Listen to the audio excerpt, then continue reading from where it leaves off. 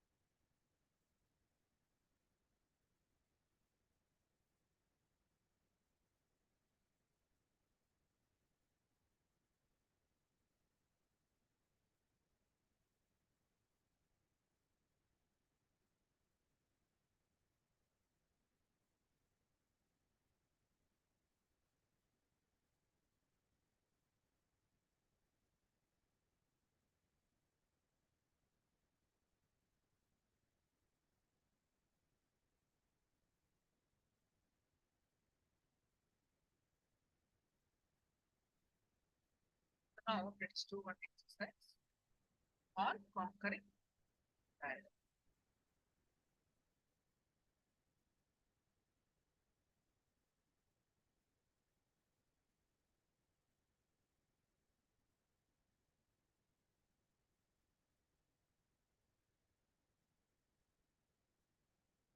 Powerful cognitions from this session are give up conflicts and powerlessness. Renunciation is not giving up your desires. It is giving up conflicts, contradictions, confusion in your desire. Right. Anything can be removed from me. I will not become powerless. I will not become depressed. I will not do anything. I will not be lost. I may not even remember that I had that in my life.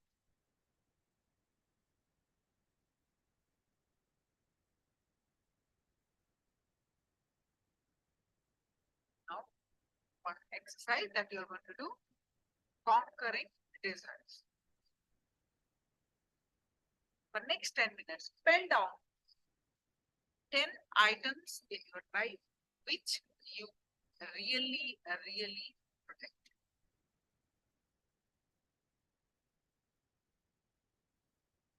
We were, you were afraid that without that you may not be even able to, without that you may not be even able to be. You were holding on to it. But after that was taken away, even forget the name of it. For example, when you were 3, you had a blanket and a toy. You always held it. Now you are 38 and do not even quite remember whether whatever is your mother has.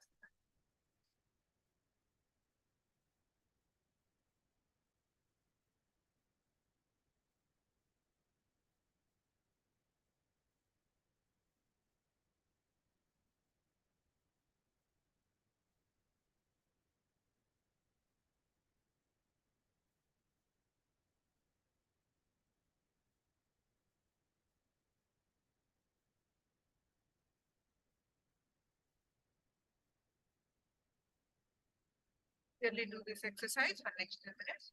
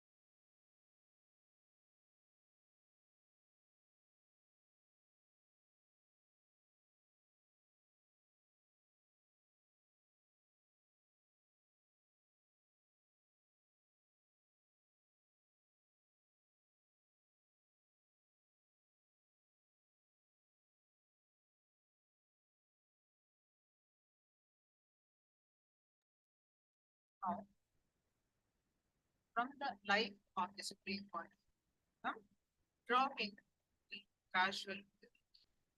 The Supreme Pontiff shares from his own life at the age of 10 an incident where he nurtured casual greed and what happened if he let go of it instead. Gurus will give you a slight warning if it gets that you will say yourself. Gurus will not directly tell you, maybe it happened. Arunagiri Yogeshwara was supposed to give me an initiation. He told me it's a ritualistic initiation. So, to be prepared formally, I have to get one legal.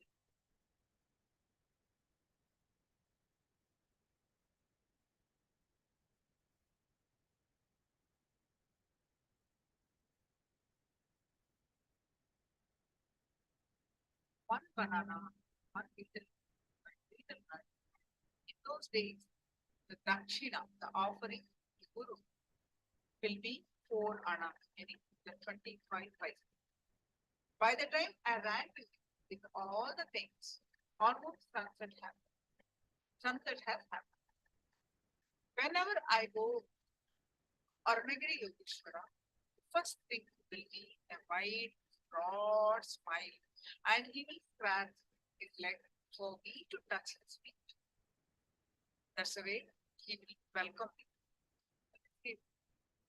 That day, he did not stretch his feet.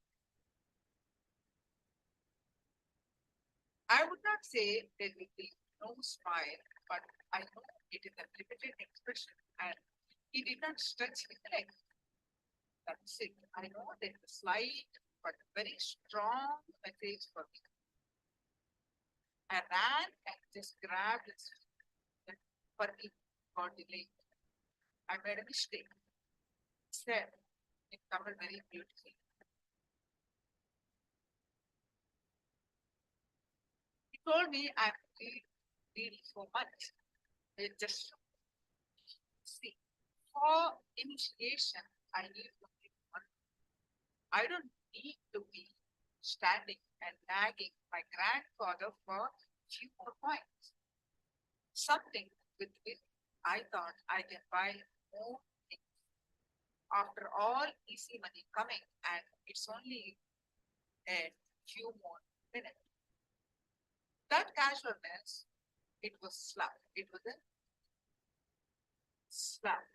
Shock. I just woke up. Oh God, just those few points. I'm a guy who never touches money. Only like initiation or any of Arunagiri Yogeshwara work, I touch money. I drop and the remaining coins in my hand at his feet. Over. Never ever, even those casual feet ever. Not even because it is coming effortlessly. Why not? No, I should not use the word greed. Even that casualness. What is there? I can buy something. Even that cannot keep me away from my food. It was too much.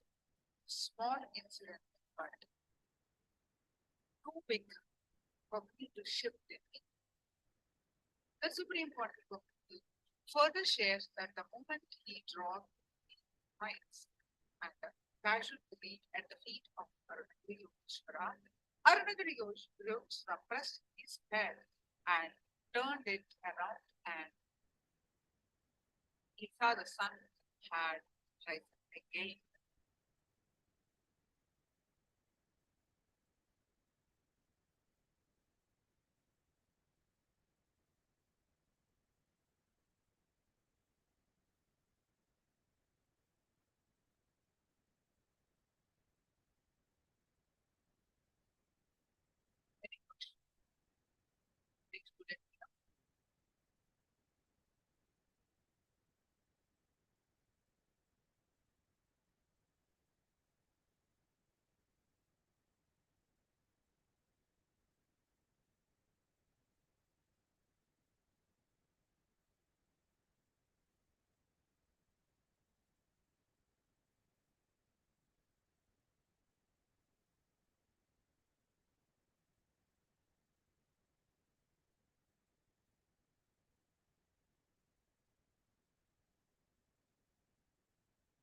Let's move on.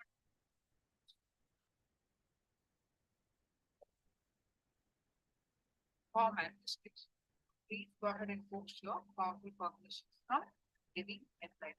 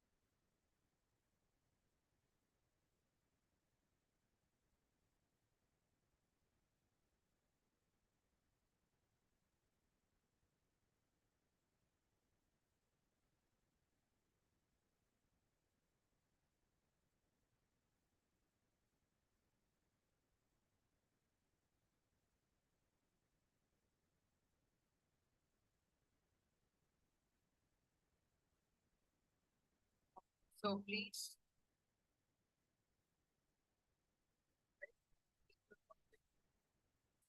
children from this form.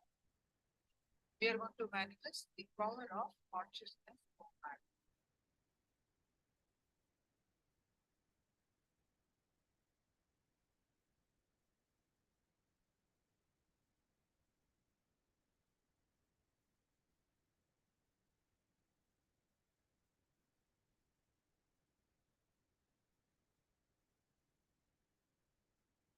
Right?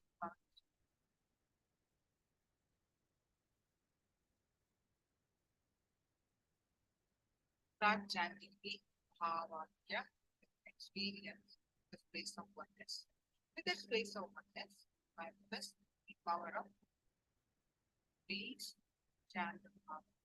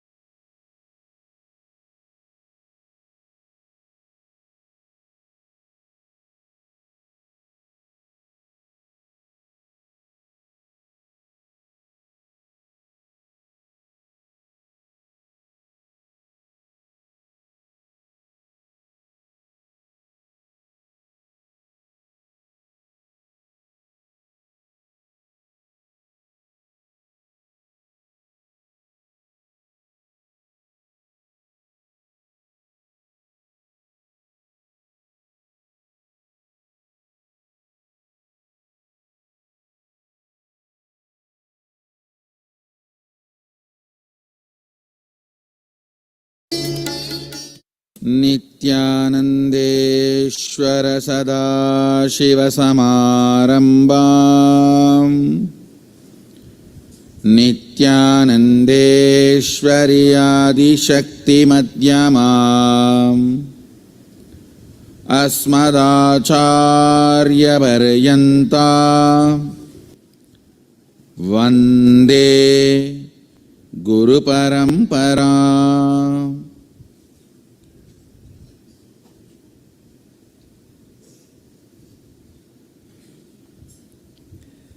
I welcome all of you with my love and respects.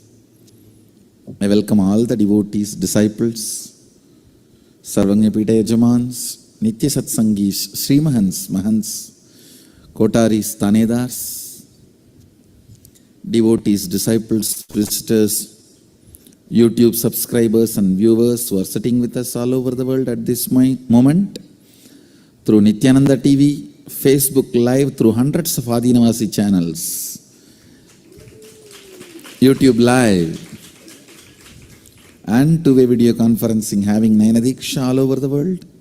I welcome all of you with my love and respects. I'll continue to expand on manifesting powers. Listen. Manifesting powers is nothing but extension of practicing authenticity.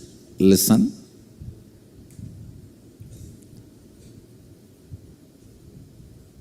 Practicing authenticity, when it gets matured, it becomes manifesting powers.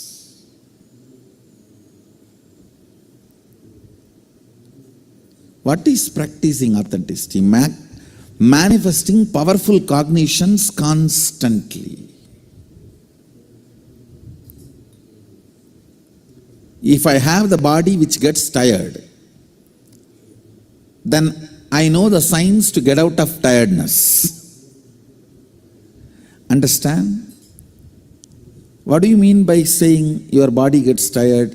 Then you know there is a space where you are not tired. When you know there is a space where you are not tired, you know now there is a space where you are not tired and where you are tired. Now, it's only a simple science we need to manifest, where we are not tired.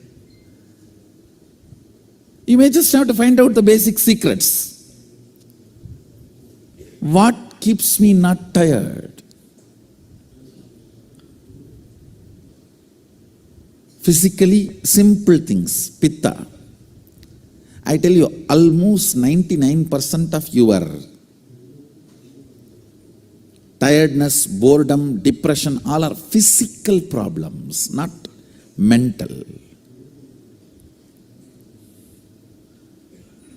Actually, if you are depressed, the best way to get out of depression is tell 2-3 people to torture you.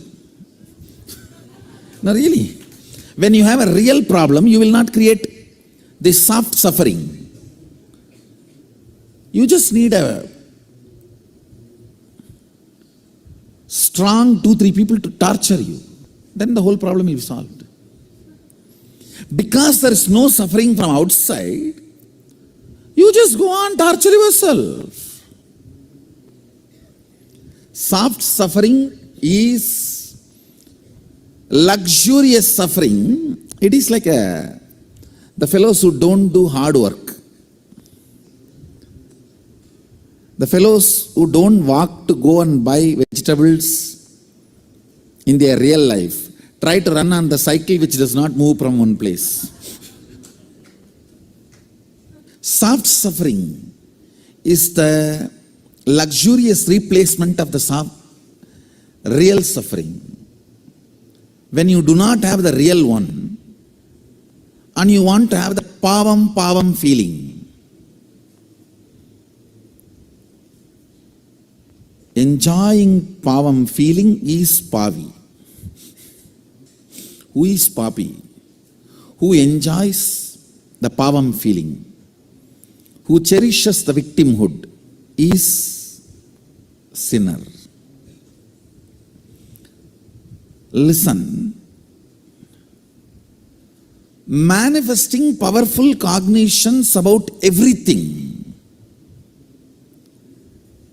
Whether tiredness or boredom or depression or anything, manifesting powerful cognitions is authenticity. Taking it to the next level is power manifestation.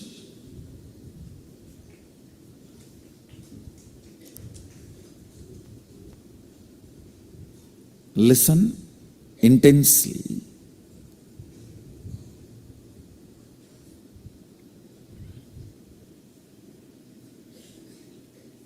I was telling yesterday, use Haritaki powder to brush your teeth. 90% of your problems will be solved. You will become rich actually. Anybody wants wealth, I give you guarantee. Use Haritaki powder and brush every day morning. So much of pitta will go out. The time you are concentrated, centered on your goal every day will increase 3 times more. Understand?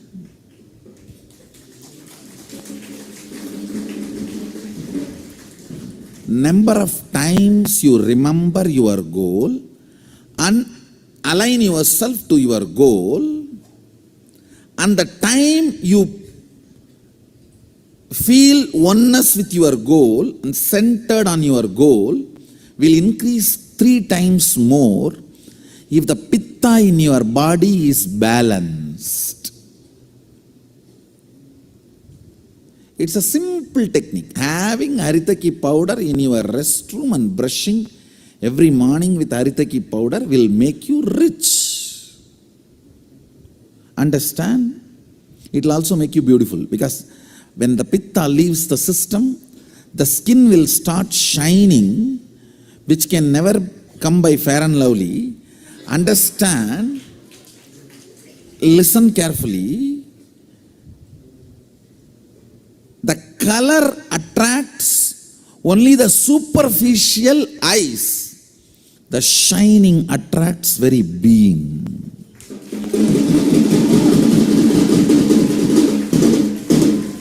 You will develop that shining. We call it tejas. A normal eye does not recognize tejas, but third eye recognizes it.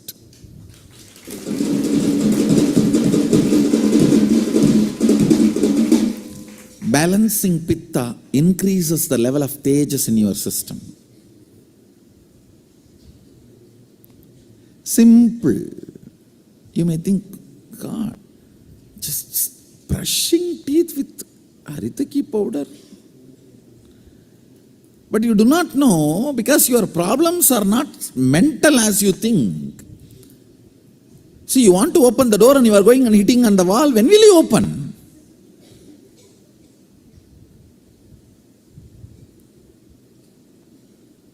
You don't even have to hit on the door because the door is already open.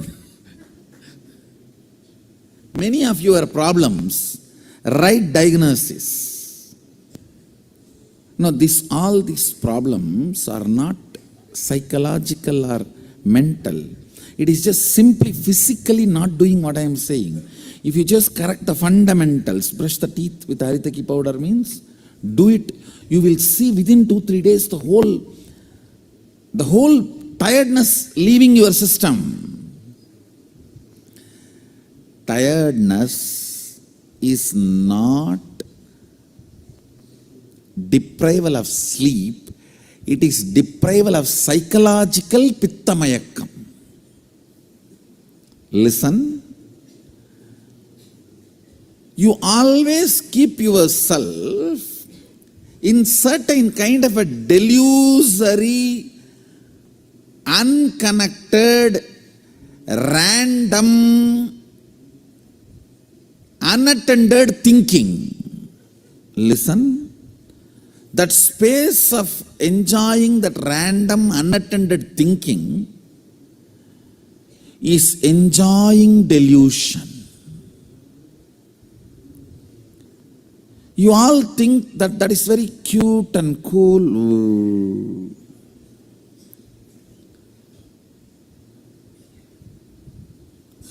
But that is the source of lot of tiredness. And if you don't spend time with that, you feel something is deprived, taken away from you.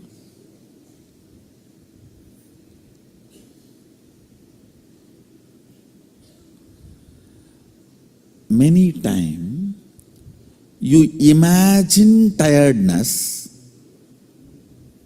when you are deprived of your stupido thinking. Means if you are not given a time and chance for diving in your delusion, you imagine you are tired. Understand? Actually, diving in the delusion only makes you tired. Entertaining the delusion makes you tired. Brushing the teeth with haritaki powder and vomiting all the pitta, taking out all the pitta, cleaning up all the pitta, makes your whole day alive, bright, fresh.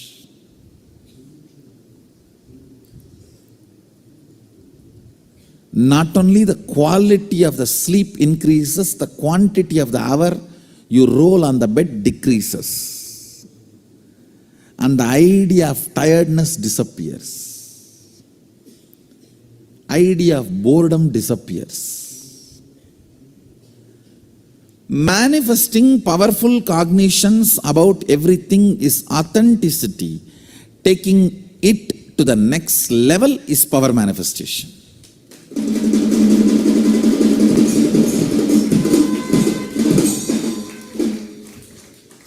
Yesterday I was showing how I created the puja manual when I wanted to learn. I did everything I can. Then I saw the power of downloading has opened up. You doing everything you can opens up the power of downloading in you. Opens up the power of downloading, next level power.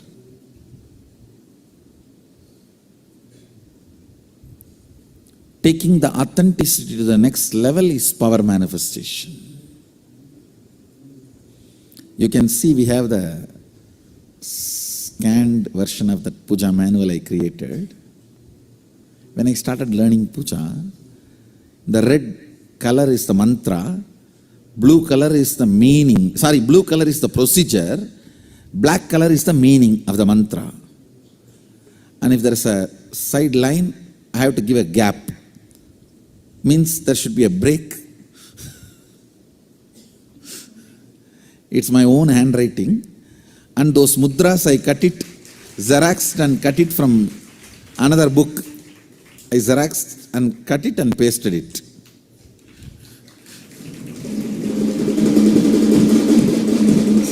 Now, when I decided to learn the meticulousness,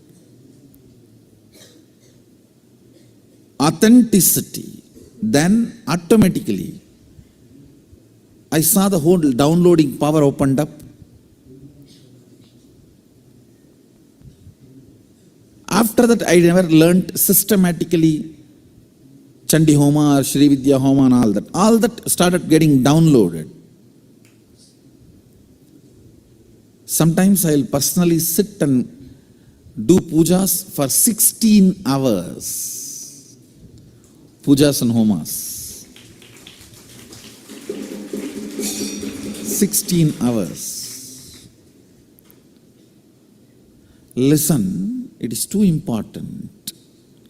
It is too important for you to know. When you start manifesting powerful cognition, it is called authenticity. When cosmos supports it, it is called power manifestation.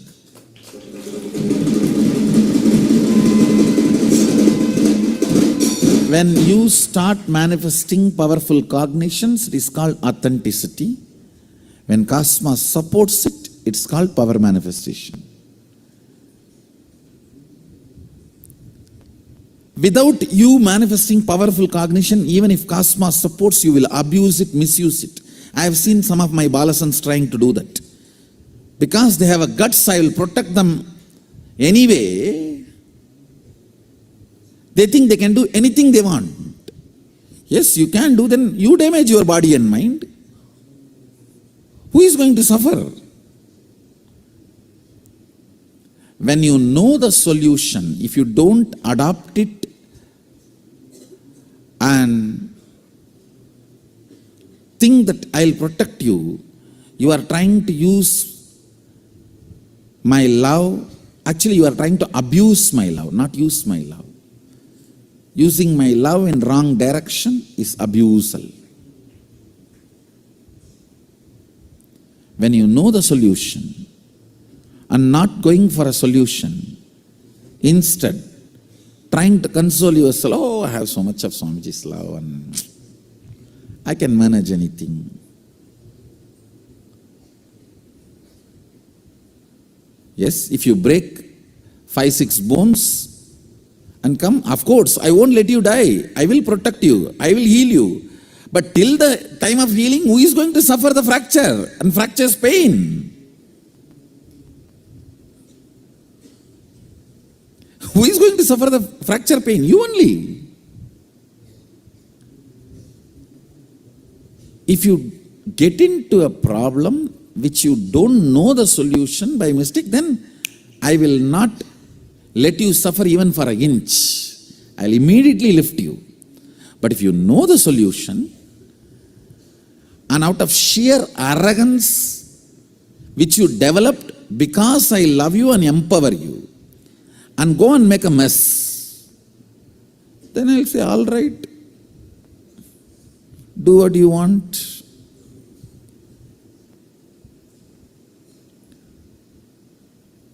When you don't manifest powerful cognition, even if cosmos supports, you will abuse it. When you manifest powerful cognitions, it is authenticity. When cosmos supports it, it is power manifestation.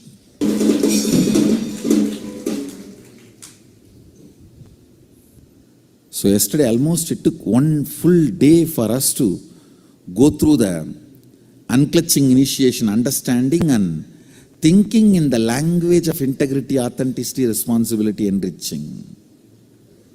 Thinking in the language of the tattvas.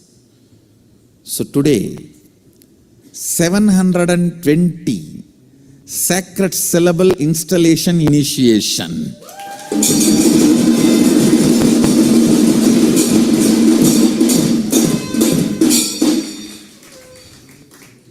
The Nigama of Vamadeva Tantra.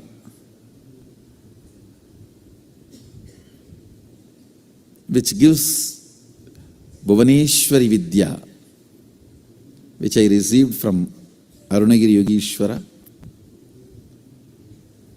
I think first time I am going to do it elaborately with manual.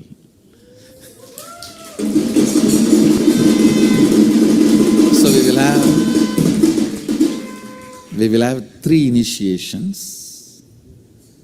Same initiation, 3 times repeating. It may, each initiation may be taking 3 hours. So today 3 hours, tomorrow 3 hours, day after tomorrow 3 hours.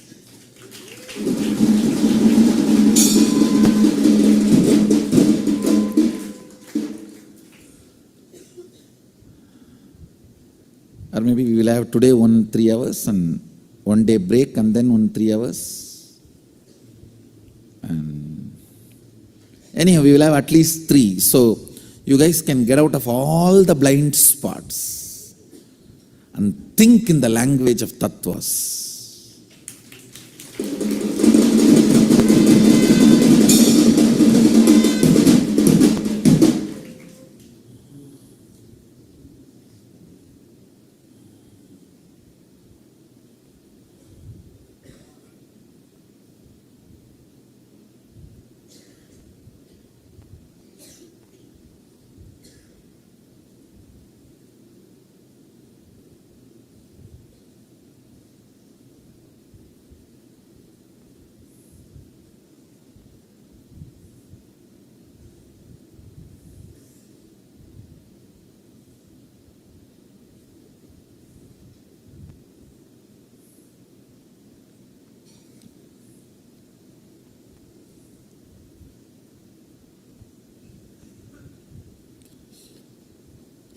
See, one more important thing you need to know.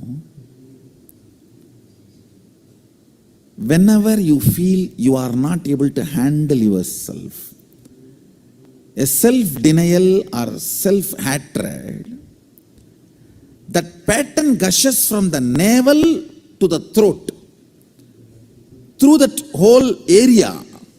So it damages all the windpipe, foot pipe, everything. It creates subtle ulcers, understand? Not just psychological, physical. So the brushing the teeth with haritaki powder heals even that ulcers.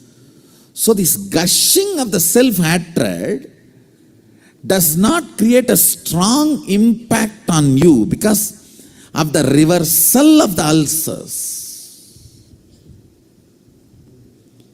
Even for that reason, brush your teeth with haritaki powder every morning. It helps in too many ways.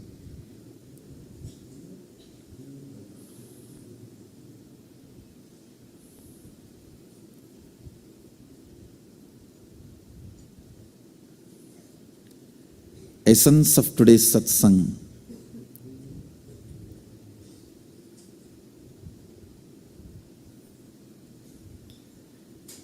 When you manifest powerful cognitions about life, it is authenticity. When cosmos supports it, it is power manifestation.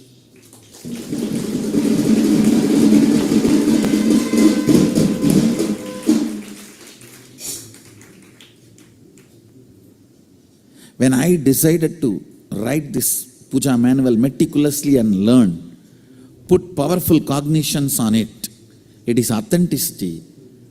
When cosmos opened the floodgates and started downloading all the puja methods, manuals and the signs, it is power manifestation.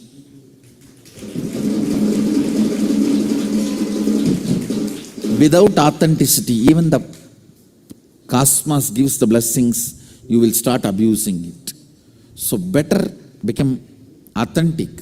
So when cosmos showers, you will use it, you will not abuse it.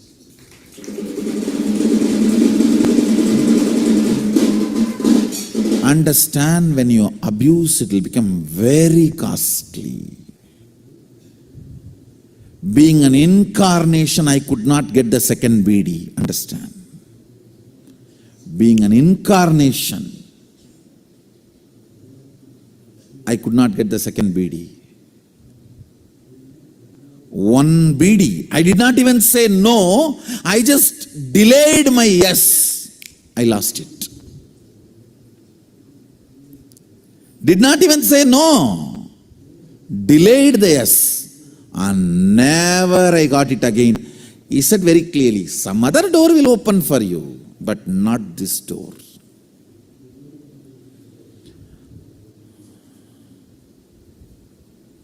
When we are inauthentic, maybe if we complete with our inauthenticity, some other doors will open. But that door which opened will never open again. Understand?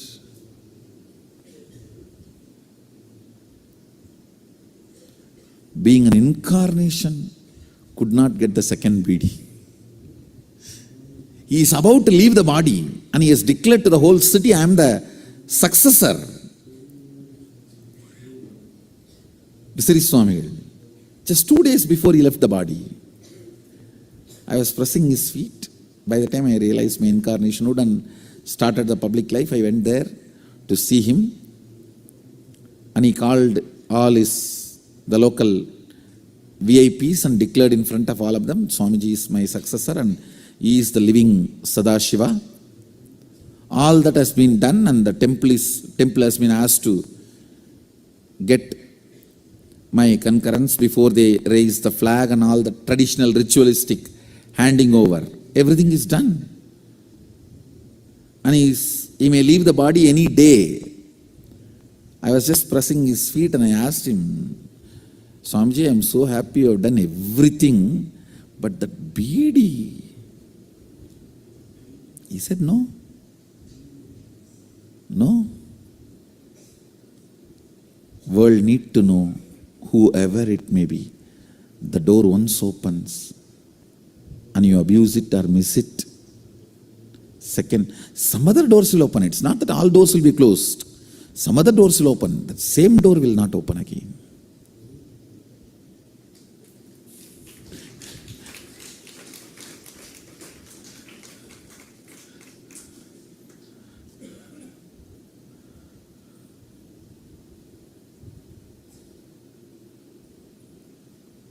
So sometime, unless you become authentic, even Cosmos giving tatastu, you may misuse it or abuse it.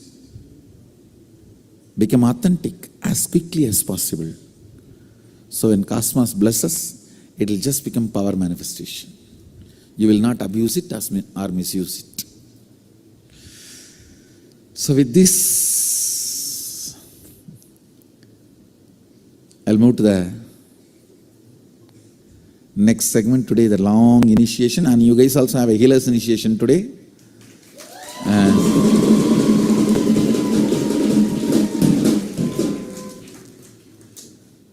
the process you are going to go through today is called Vakishwari Prana Pratishtha, the sacred sounds being invoked in your deha, in your sharira. It will be stitched literally in your body, in your inner space.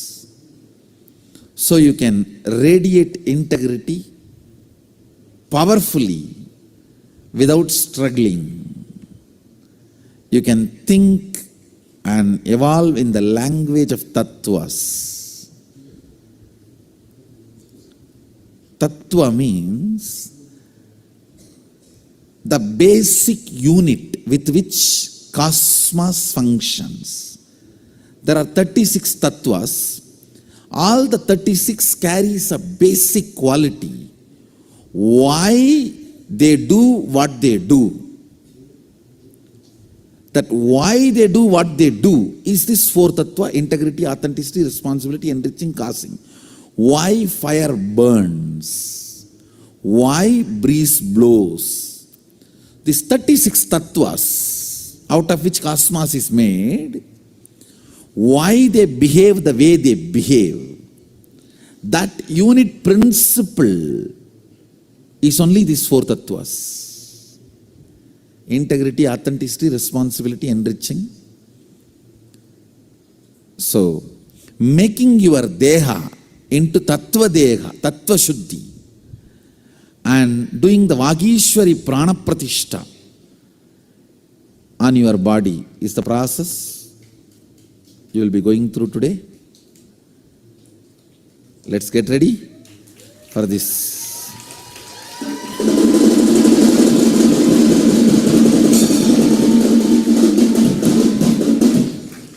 As per the Vamadeva Tantra, the whole process will be happening. Let's get ready. I bless you all. Let's all radiate with integrity, authenticity, responsibility, enriching, causing, living Shuddhadvaita Saivam. Paramashivoham, the eternal bliss, Nithyananda. Thank you. Be blissful.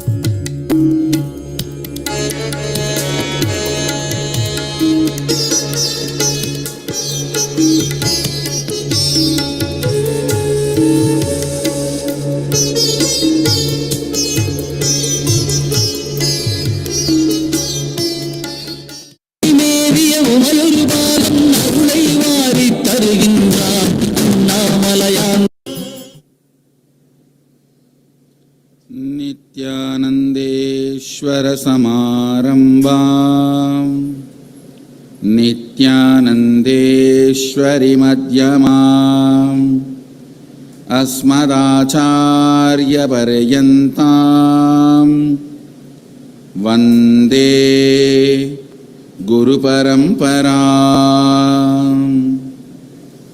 I welcome you all. with my love and respects.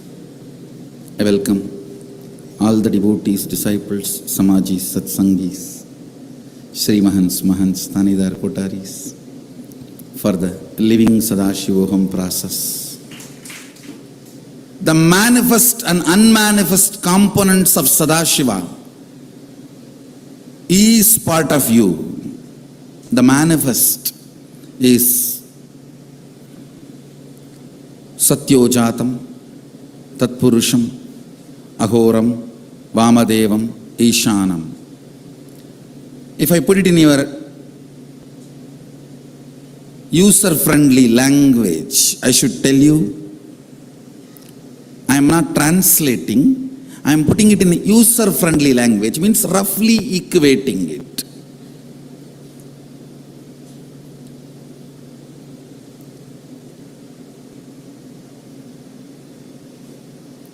Tatpurusha, Ahora, Vamadeva, Satyojata, Ishana. These are the 5 manifest aspects of Sadashiva. If I have to put it in user-friendly language, I should say creation, maintenance, destruction, delusion, and liberation. Listen. You go through all the 5. When you are in the mode of creation, if you add integrity, you will manifest Sadashiva's creation.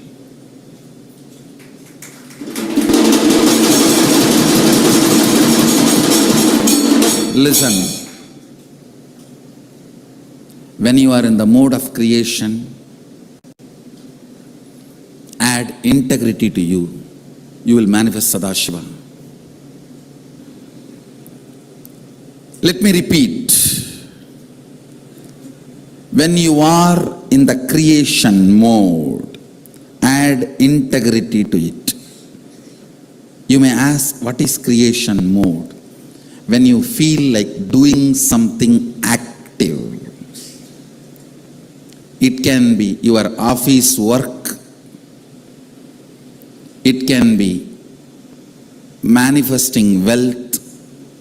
It can be doing something for name and fame, including career activities, or it can be physically creating something, art, painting, drawing, even sexual desires. Activities, all these belong to creation. When you are in the creation mode, bring integrity to you, you will manifest Sadashiva. Your creativity plus integrity is Sadashiva's creation energy. Satyojata. Only from Satya anything can be born. Jata means born. Satyojata means born out of integrity. Anything which is born out of integrity only will stand forever.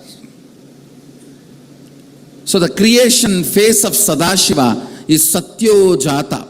In all your creativity, it can be as simple as cooking to as complicated as manifesting wealth.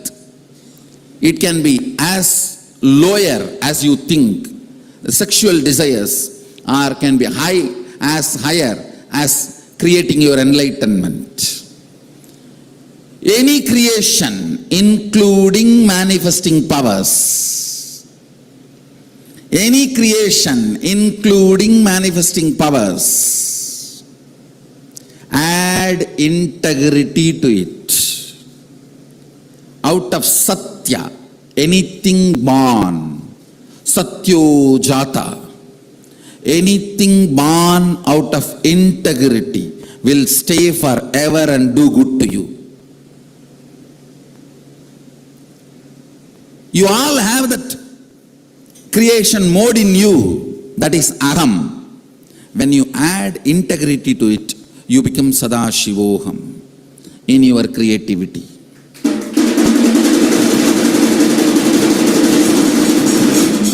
Understand,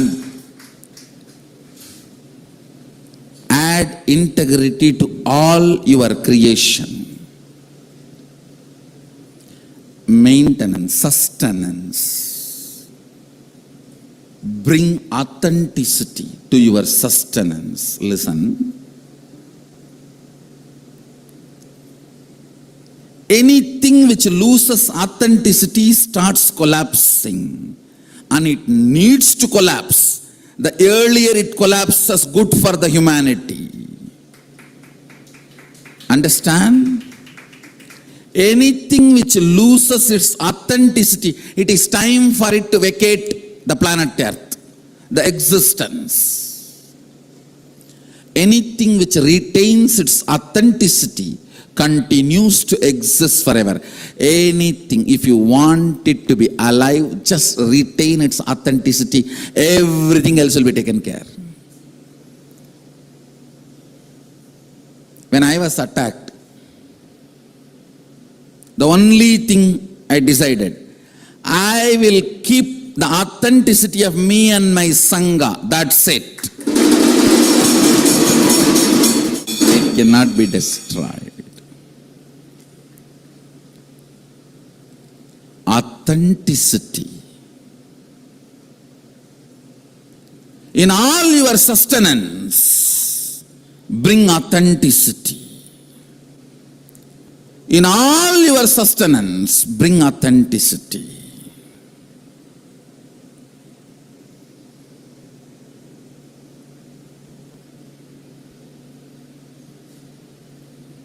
Whenever you are in a destructive mood, bring responsibility. Understand? If you feel responsible and destroy, it will always be the things needed to be destroyed. You will never destroy what should not be destroyed. You will always destroy what need to be destroyed immediately. With responsibility, destruction will be equivalent to rejuvenation, not just destruction.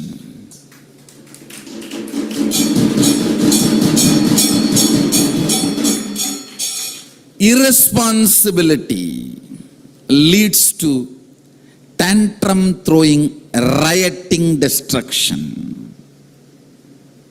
It may look like Kalabhairava and Kali run riot on the cosmos, but they know precisely where to put the leg and where to put the hand, where to put the sword.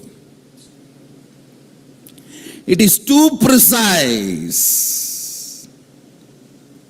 The precision is not even one cell this side or that side.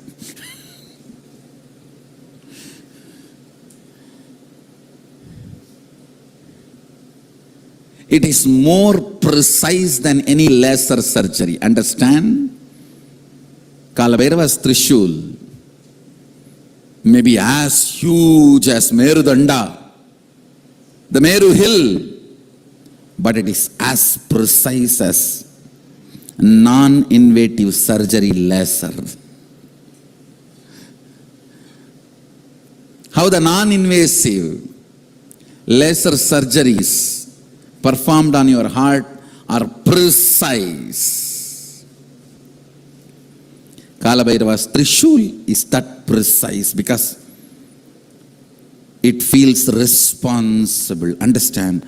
Whenever you are in the destruction mood, anger, violence, frustration, not depression. Depression is delusion.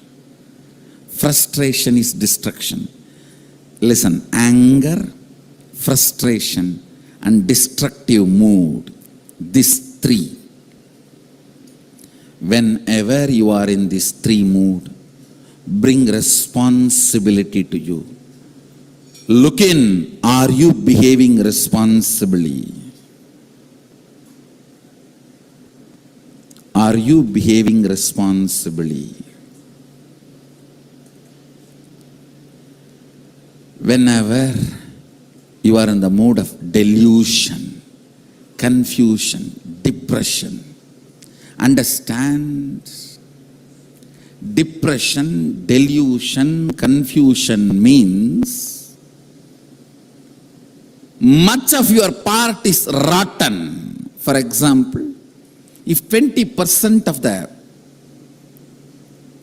a vegetable or a fruit is rotten, you can cut that portion, remove it, consume the remaining part. If 99% of it is rotten, you won't be able to get that 1% out. The whole thing needs to be discarded. Listen carefully. Depression, delusion means 99% of your part has become rotten.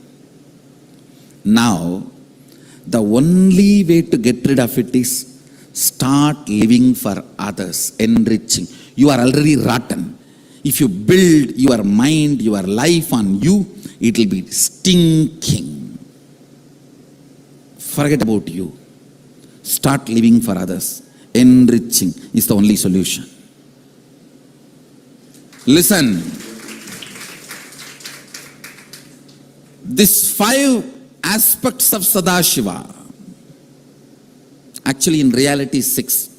The ultimate, the 6th is unmanifest. Let me explain these 5. Creation, sustenance, destruction, delusion, liberation.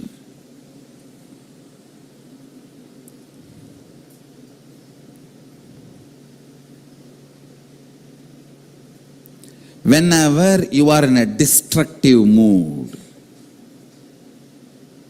feel responsibility. Bring responsibility into it.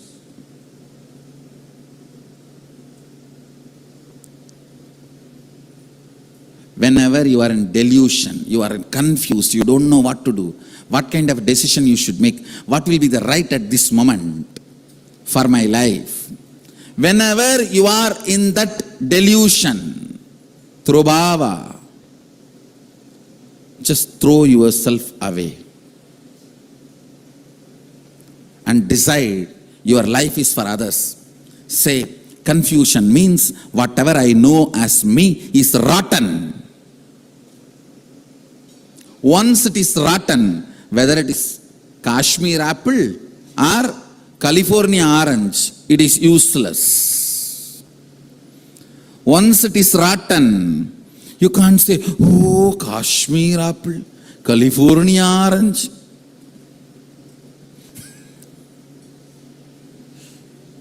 Like Shankara says, nahi nahi rakshadi to krunj karane.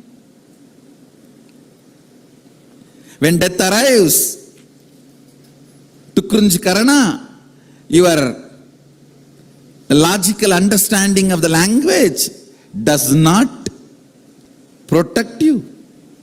You can't use a straw to float in the ocean. If you think you can, you are a fool.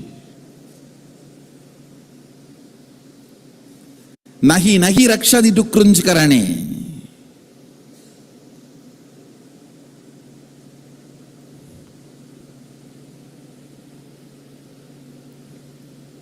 When you are in the mood of delusion, listen. When you are in the mood of the delusion, decide life is for others. Make all the decisions based on enriching. Life is for others. Change the place you are living. Change the people with whom you are living. Change the profession you are in. If you don't, you will be stuck and wasting the life forever. I tell you, death is much, much better, 10,000 times better than being stuck in delusion. In death, at least you move, go ahead. You move further. Nothing gets lost in death, I tell you. Nothing gets lost. Life will go on running. Neither world misses you, nor you will miss the world. I tell you. Many people think, oh, if I die, everybody will miss me. ஊரெல்லாம் கூடி ஒலிக்க அழுதிட்டு பேரினை நீக்கி பிணம் என்று பெயரிட்டு சூரையங்காட்டிடை கொண்டு போய் சுட்டிட்டு நீரினில் முழுகி நினைப்பொழிந்தனரே.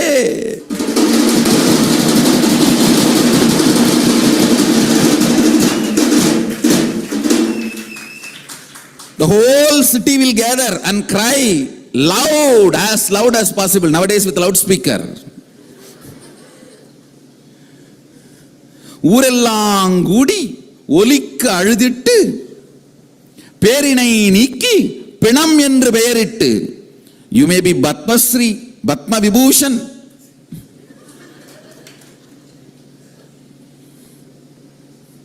பேரினை நீக்கி பிணம் என்று பெயரிட்டு. Dead body. When are they going to lift the body? சூரையங்காட்டிடை கொண்டு போய் சுட்டிட்டு. The land which is separately allotted for that, you might have been owner of 10,000 acres or the whole kingdom. சூரையங்காட்டிடை கொண்டு போய் சுட்டிட்டு. They'll take the body to a corner allotted for that.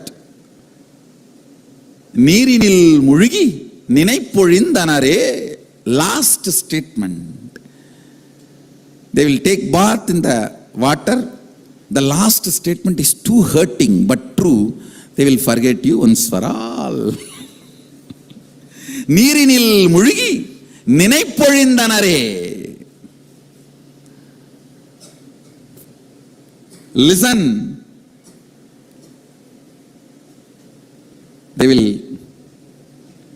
take bath in the water body and forget. It is not even forgetting, deleting. நினைப்பு ஒழிந்தனரே. It is just delete, over, control D, control delete.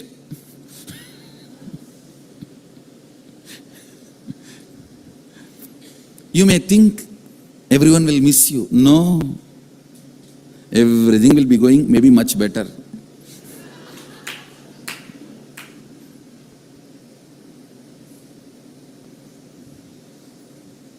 And you may feel you will be missing the world, which is not reality, actually.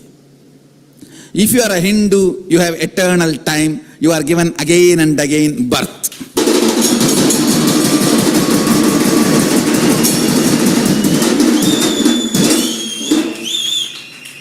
I tell you, be Hindu to be rich spiritually and energy-wise.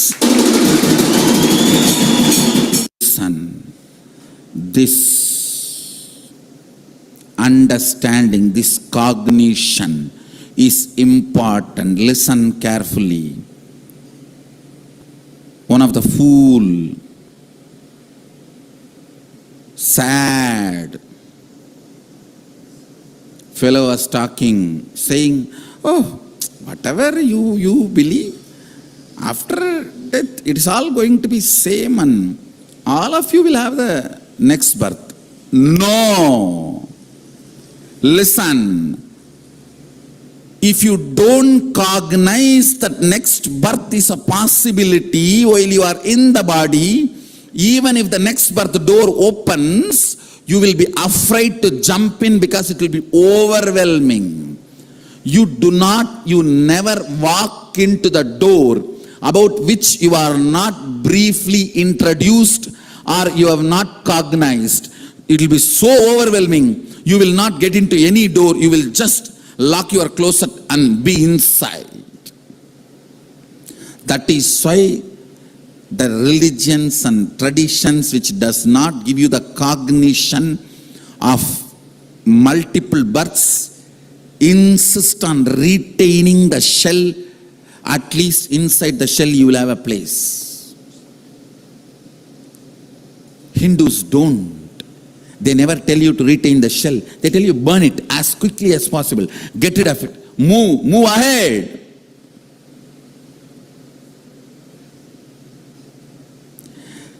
In destruction, neither world is going to miss you, nor you are going to miss the world.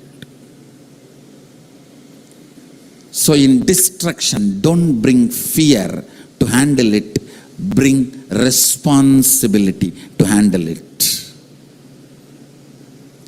Whether you are in the destructive mood or destruction is coming towards you,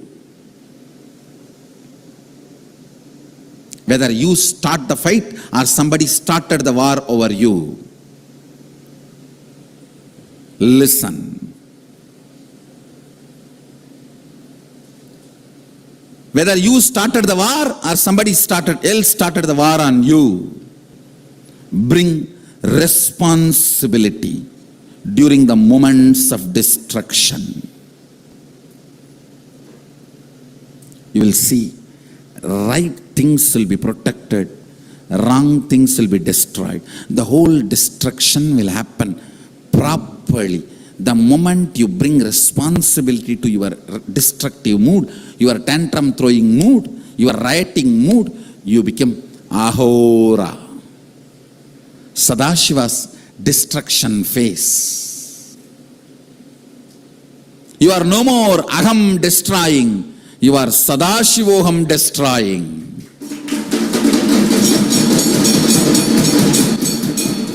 When you bring integrity to your creation, you are no more Aham creating, you are Sadashivoham creating, Satyo Jatam.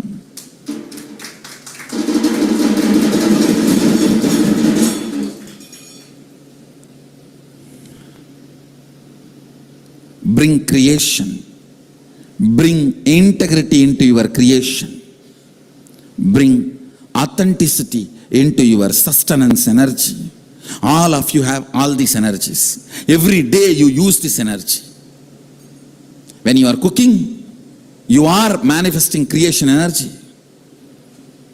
When you are eating, you are manifesting sustenance energy. When you are destructing, digesting, you are manifesting the destruction energy. When you are digesting, you are manifesting the destruction energy. And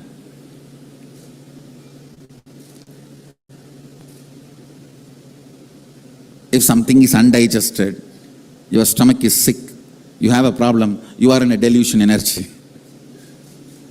If the energy, digested energy is absorbed and you manifest it as powers, you are in a liberation mode. Every day you manifest all these 5 powers, all these 5 aspects of Sadashiva.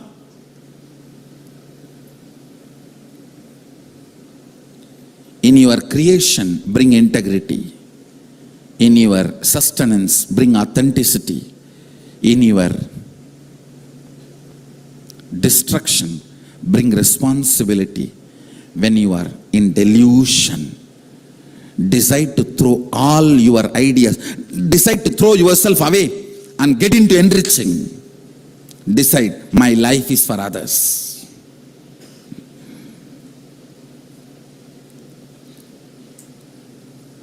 Delusion means, depression means 99% of you is already rotten.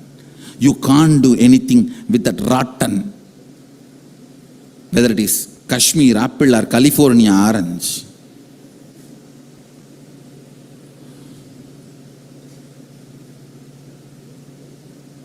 Or Switzerland saffron. Nothing can be done with rotten fruit or vegetable. So delusion, confusion, depression means your whole being is rotten. Now don't build your future on that being. Just discard it. Decide, my life is for others. Start building. Out of rotten fruit, a new tree can happen. That rotten fruit itself will not be useful. A rotten mango will not be useful. Dump it. It will become tree and lot of new mangoes will happen.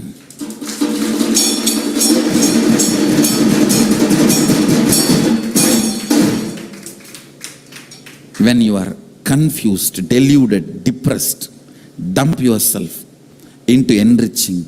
New being will happen in you. When you are in the mood of liberating, love, liberation means love, care, compassion. Sometimes by mistake it happens. Now, every day you go through this mood of liberation.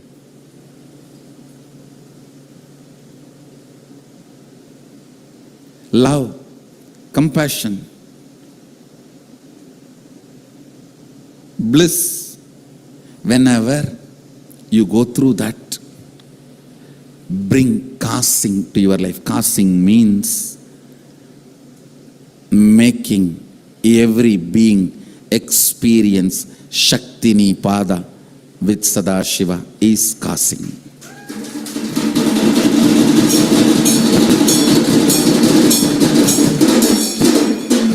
That is the biggest liberation you can give for human beings. Make people experience Shakti Nipada with Sadashiva. Understand?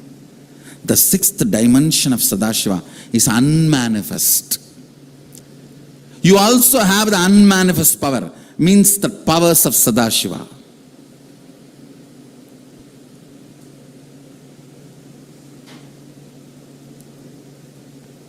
To manifest Sadashiva's creativity, bring integrity. To manifest Sadashiva's sustenance energy, bring authenticity. To manifest Sadashiva's destruction energy, bring responsibility. To manifest Sadashiva's delusion energy and handle it, bring enriching in your life. To manifest Sadashiva's liberation energy, liberating energy, bring casting in your life. Then what will make you manifest? The unmanifest avyakta of Sadashiva, that is Shakti Nipada. As much as possible be in Shakti Nipada with Sadashiva. The Guru, who is embodiment of Sadashiva,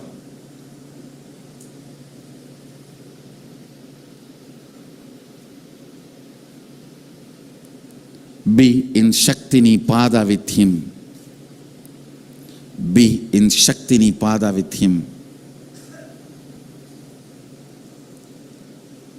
I tell you, being part of the Sangha is nothing but constantly being in Shakti Nipada with Guru Sadashiva himself.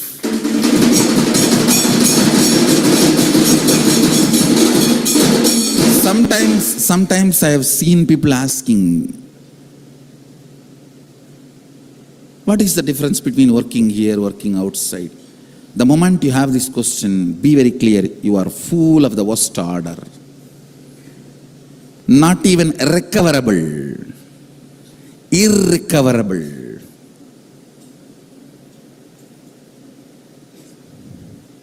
Stupid of the satanic order. Fool of the worst order, does not understand the basics of life.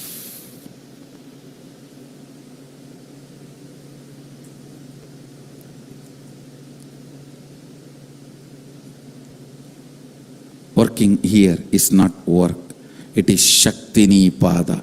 Every moment.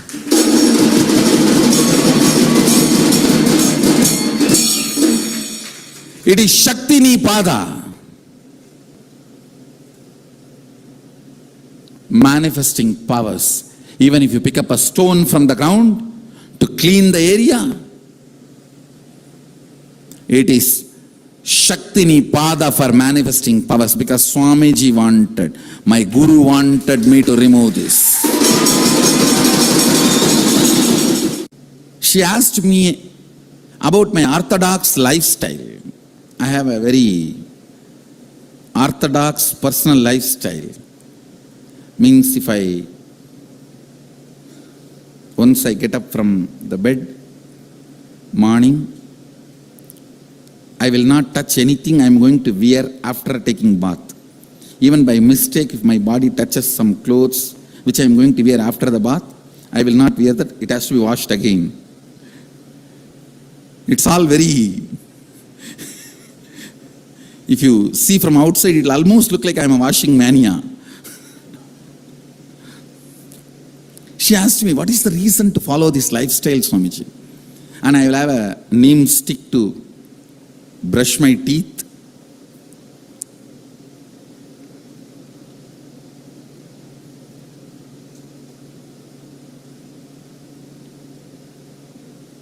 Sometimes if the stick is little hard or become old, dried, even if I am not able to put the stick into the mouth completely, even at those moments, I will put that stick on a brush and only with that brush I will brush the teeth.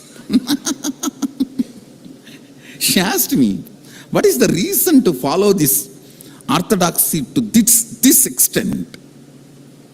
I only said one word, listen, listen carefully.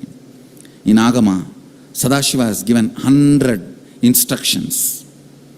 The moment 10-20 instructions have become my experience, my anubhuti, my reality, my life, my experience, my whatever reality, that's it. Now I am not going to waste my life waiting to get convinced about the remaining 80 instructions. I am going to fall head over the heels and start practicing all the 100.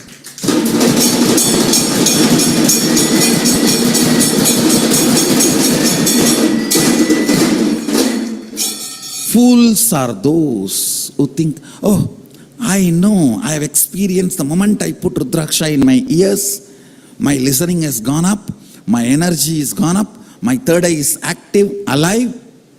But about putting the Rudraksha in the hip and end of the hair, I will wait and see whether it can become my experience.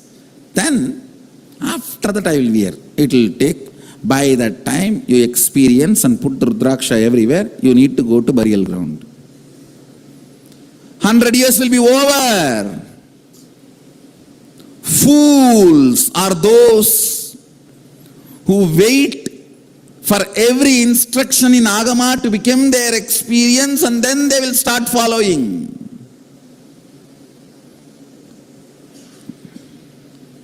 Then by that time, you come to your leg to put the Rudraksha at the feet, leg, your ankles, you may not even have the leg. You may be walking with somebody else's leg. Listen carefully.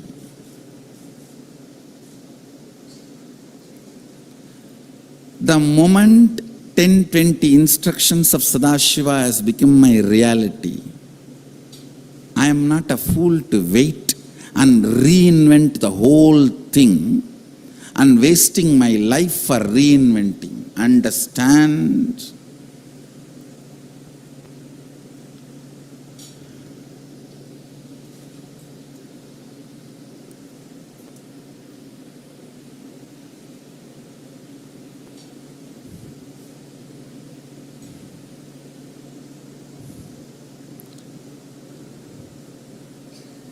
One Indian young man and young woman, one French young man and young woman, a Russian young man and young woman, an American young man and young woman, all of them get stranded in an island because the boat collapsed. After 5 years, American young man and woman not only got married, had children, had extramarital affairs, had one divorce and again remarried. The Russian man and woman again had marriage, had kids, had extramarital affair and divorce, remarriage, everything. The French young man and woman did not get married, lived together, had kids. The Indian young man and woman, they were feeling so shy. They were waiting for somebody to introduce each other. That is what you are doing if you are not going to practice all the remaining 80 instructions of the Agama. You will be wasting your youth.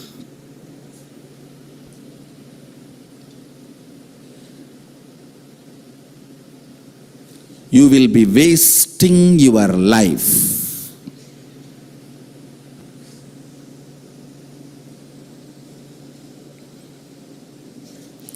The moment 20 instructions have become reality, experience, the moment you know the 20 is reality, real, fall head over heels and practice the whole thing. Don't waste your time in waiting for the remaining every instruction to become your experience or reality. You neither have that strong logic, nor have that strong body, nor have that long life. Fools are those who wait for every instruction to become their reality.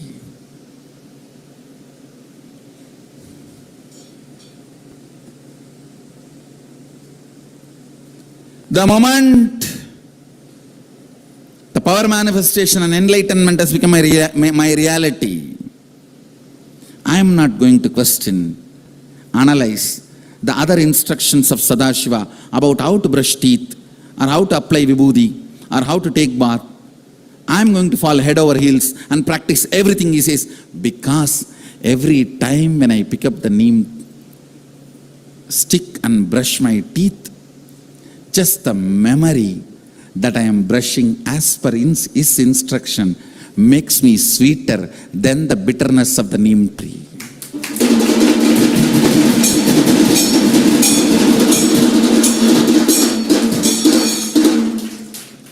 That is Shakti Nipada.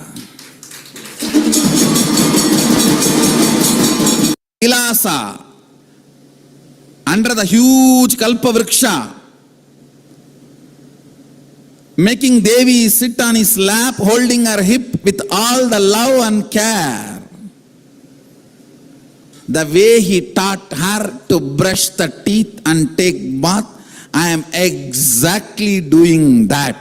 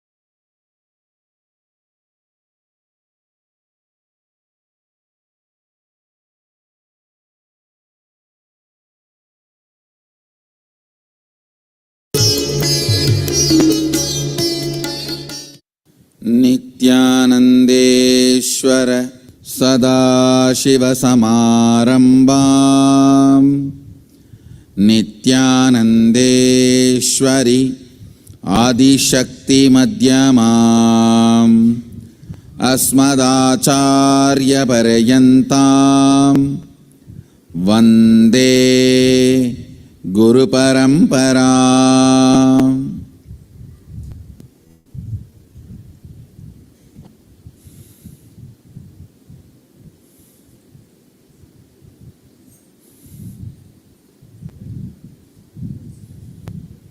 I welcome all of you with my love and respects.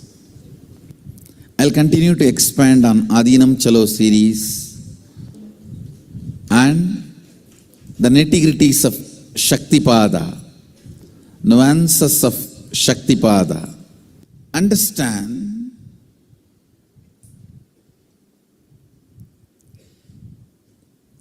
Shakti, power, can be generated in your system through three ways.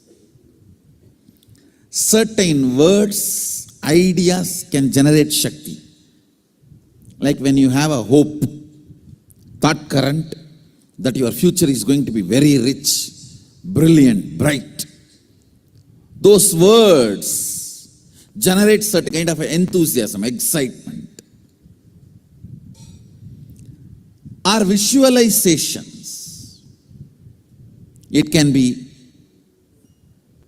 as simple as visualization of your vacation. Wow, if you do all this, end of the day you are going to have weekend. Or a sexual visualizations. I am going to have this pleasure. Understand? Sex does not mean only the physical relationship. I call everything which you consider as pleasure under the title sex. It can be coffee. It can be some special food. It can be some special music. It can be some special place or a time with a special person. Anything visually excites you and makes energy ooze out in your system. Understand? The whole Veda and Agama completely, after thorough analysis I am talking, nowhere they are against any of the pleasure of life. Understand? Listen carefully. Only the pleasures which destroys the source they are against. See, your ability to enjoy, your ability to exist, your ability to have higher Shaktipadas, as long as that is not disturbed, Vedic tradition is not stopping any pleasure of your life. You need to understand. The excitement created by verbalization, excitement infused by visualization, excitement infused by the Kundalini awakening, your consciousness waking up. These are the three levels of Shaktipada you go through. Every day in your life, these three Shaktipada, any one you go through, or all three. But always in these three something will be happening. If all the three are not happening, you will not be alive. You will be in depression. Literally dead, waiting for the breathing to stop. Waiting for the breathing to stop. Listen carefully. Listen intensely. And I wanted everyone to be very clear. Balasans have the first right over me.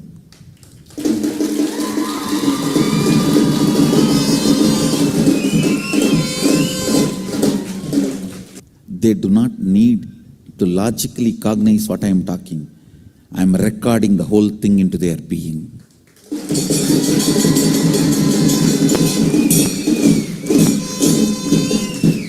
I am leaving thousands of conscious archives by producing these balasans.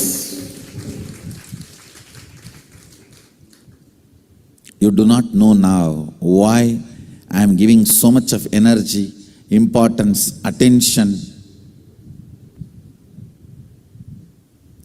in my things to do list, in my priorities list. Morning, first thing when I wake up, I'll check temple. Has everything gone proper in the temple? Can we do something more? Because we are agamic traditions. We are agamic tradition means deity-based bhakti. For us, Sadashiva is not some thin air theory. He is solid Adinavasi here.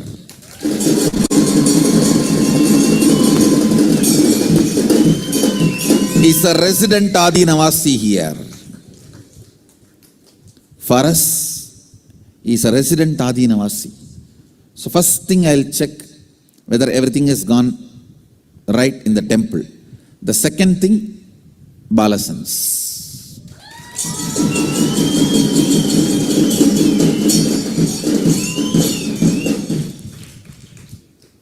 Their biomemory and muscle memory is growing. This whole satsang and shaktipada getting into their system, you will see each balasan sitting here and listening to satsang is equivalent to 1 lakh adults sitting here and listening. Because through each balasan, lakhs of adults are going to listen to me.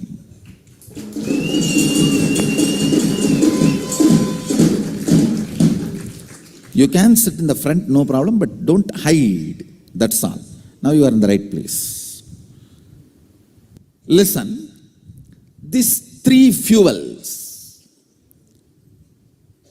verbalization instigated excitement, visualization instigated excitement,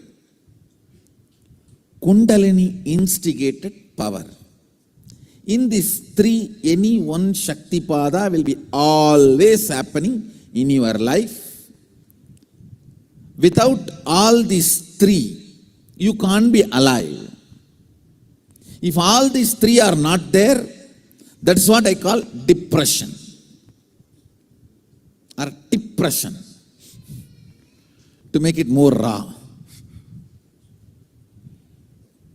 Stuck.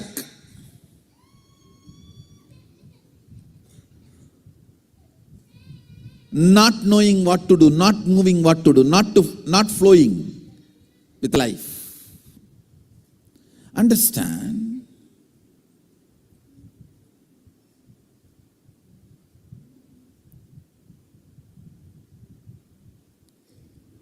More and more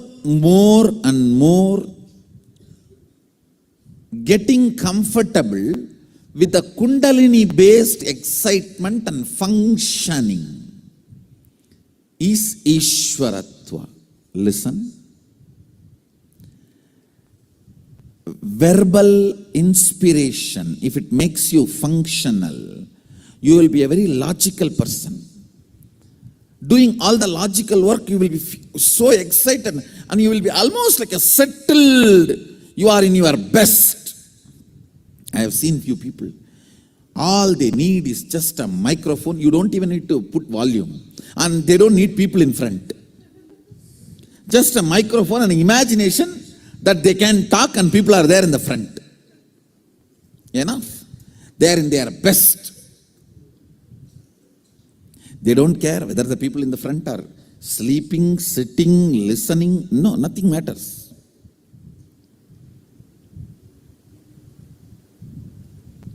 If you are visualization excitement person, you will forget even your food by painting or dancing or carving. I still remember there was a period in my life just decorating deities. I'll forget day and night. I tell you, decorating deities physically and taking care of the cows physically is one of the best vatavarana for your muscle memory and biomemory. Anybody feels stuck in your life, feeling confused, stuck, confused, don't know what to do, no inspiration. Understand, when you don't have inspiration and you want to hold on to your outer identity, you want to continue to keep up your makeup and arrogance, you become worst cunning. Now, you'll have to make up for all your failures by lying.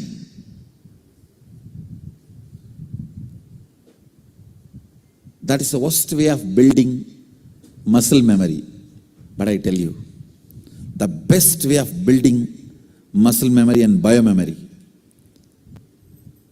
when you take care of the cows, you see, please understand, cow is not something I am talking about because I am born in Hindu tradition. Please understand, the very biomemory, muscle memory, DNA of the cow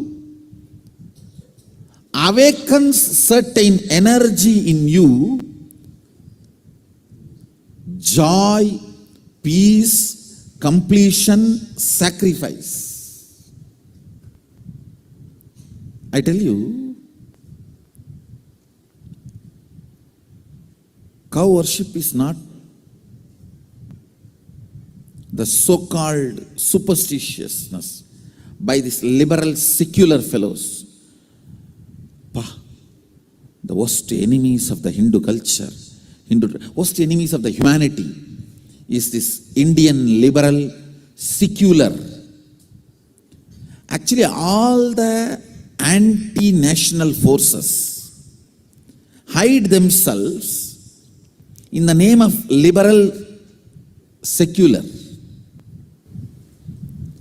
Cow worship is a direct spiritual practice.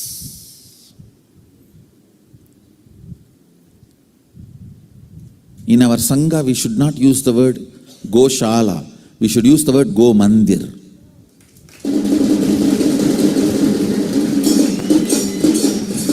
It's a temple. Understand?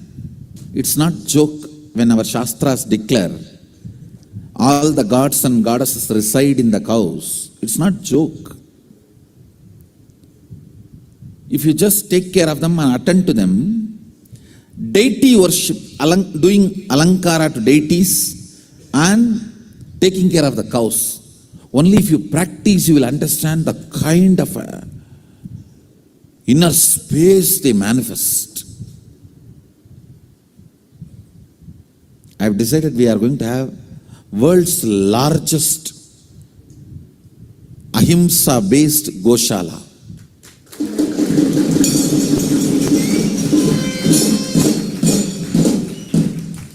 World's largest ahimsa-based Goshala. I am very clear. Because worshipping cows and taking care of the deities is some of the best methods of building right biomemory and bioenergy.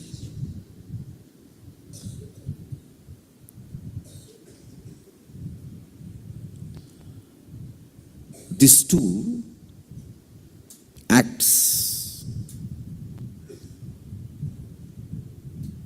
bring certain heart and visualization based Shaktipada, much better than verbalization. Much better than verbalization. Of course, I will not say this is ultimate. I will not say this is the ultimate, but surely much, much better. Vatavarana. If you are feeling stuck, that you are not able to manifest the next level powers, take care of the cows and do the deity Alankara.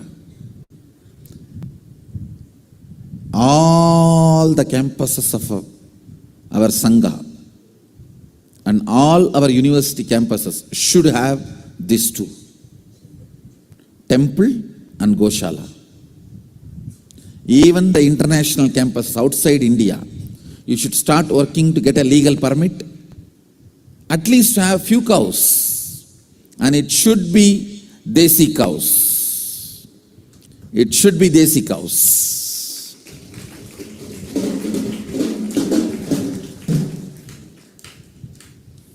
Visualization based excitement. Then comes the Kundalini based.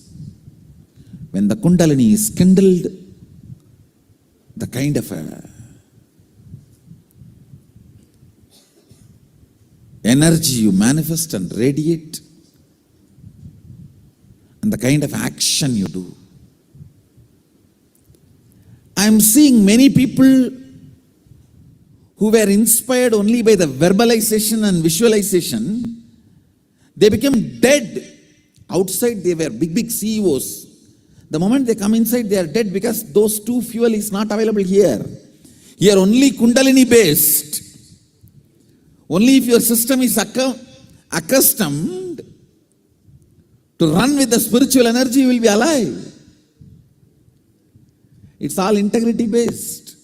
You cannot run the show by cheating. Outside, to get a CEO post or any other post, it's not that always it comes by only hard work and integrity. There are many bakery deals which gets you. What do you want?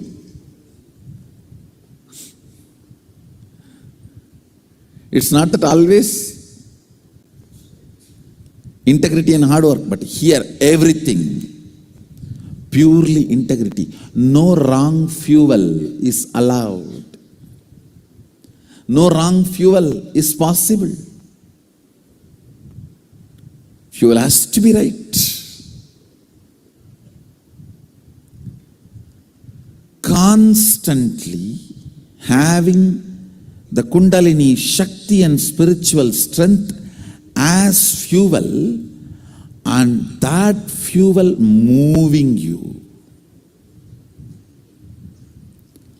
And when that fuel moves you, every small action you do will be power manifestation. If you make a call, it will be a boon for him who is receiving. If you answer a question, it will be a solution for that fellow. I tell you, create that kind of a intention. Understand? I am already creating that energy field. You just need to create an intention so you can be part of this field.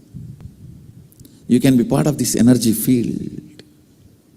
If morning spiritual routine makes you fresh, alive, healthy to run your whole day, then understand your fuel shifted, your system has settled with the new fuel, Kundalini energy.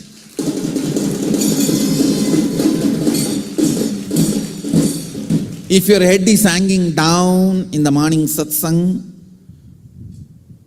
and if the morning routine is making you tired, you feel it is making you tired whole day, then fuel change is not yet settled. Go and serve in Goshala and do Alankara to the deities. That too can help you. I tell you really, if somebody misses the morning routine, we should make this as a rule. If you miss the morning routine, how much ever time you missed, go to Goshala and serve the cows. Goseva is the only way. Or go to temple and do Alankara of the deities. That's the only way you will get back to that fuel change. Fuel change should get settled in your system. The best places I enjoyed in my life, you see, I walked length and breadth of Bharat and enjoyed almost all possible places, railway platforms, small huts, which literally there is no hut. I call them as billion-star hotel, because if you lie down, you can see all the billion stars.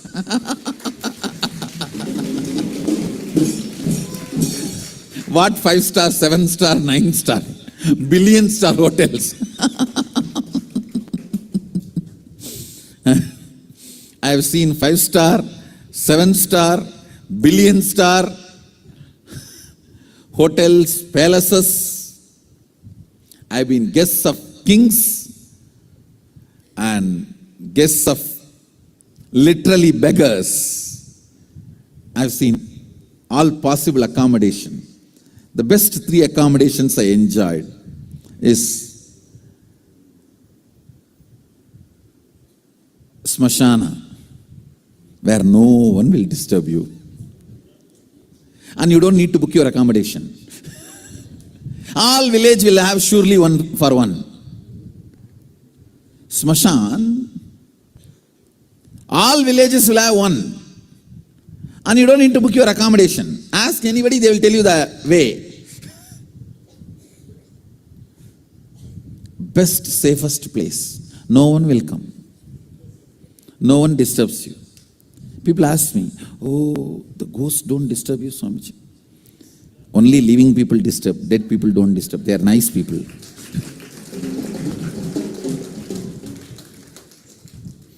The second is Goshalas.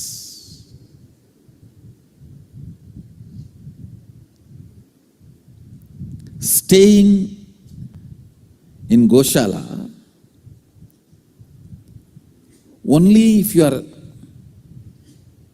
living in an artificial place, all this mosquito, all that will come. Otherwise, the Goshala is the most hygienic, healthy place. If there are mosquitoes, any other thing, then something is seriously wrong. Means we are not following the tradition. Either the place is not cleaned as per the tradition, or the food is not as per the tradition. If the food and care and the place is as per the Hindu tradition, cow dung is used to drive the insects and mosquitoes in Hindu tradition. How can there be mosquitoes in Goshala? Goshala is the most hygienic, safe place, I tell you. Anybody who has a breathing issues and sleep disorders, sleep in natural hygienic Goshala, you will get out of the problem within 10 days. Because that smell of the cow urine opens your lung and makes you breathe deep. These secular, stupid donkeys will criticize all this. But I tell you, I lived. I am talking from my experience. Soon some doctors will do research and prove what I am talking is true. Science may catch up with me. Science may catch up with me in 1 year, 2 year or 10 year. I don't care. If you are my disciple, listen and live it. Don't waste your time till some stupid Janganaka, Jikunaka fellow catch up with me. Understand? There will be tons of research papers published on my words, on my teachings, on my understandings and cognitions I share with the world. Tons. But don't wait till those research papers confirming. It will be waste of your life. It will be waste of your life. Shift the fuel which drives your life. Shift the fuel which drives your life. And with that new fuel taking off, every action you do will be power manifestation. Every action you do will be power manifestation. I tell you. chastity towards your existence is power manifestation. If you are chaste towards your existence, see, your existence is consciousness, Kundalini. If you decide, I will not eat the shit of logical energy and visualization energy, I will only be chaste to my existence. Elephant eating flesh is not chastity. Same way, tiger eating grass is not chastity. Eat for what you are generated. Eat for what you are manifested. Human consciousness is generated to live on the fuel of consciousness, Kundalini Shakti. Let Kundalini Shakti be your fuel. Let that be your energy. Be chaste to your existence. You will manifest powers. Actually, this whole Nirahara Samyama is the science. In Nirahara Samyama time, not only the physical food intake is reduced, even the other, through other senses, the ahara which you take, everything should be completed. Completion should be brought to all the aharas you intake. The shit you eat watching the TV for hours is one ahara.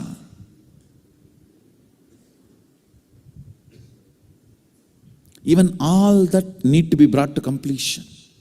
You need to bring completion in all that.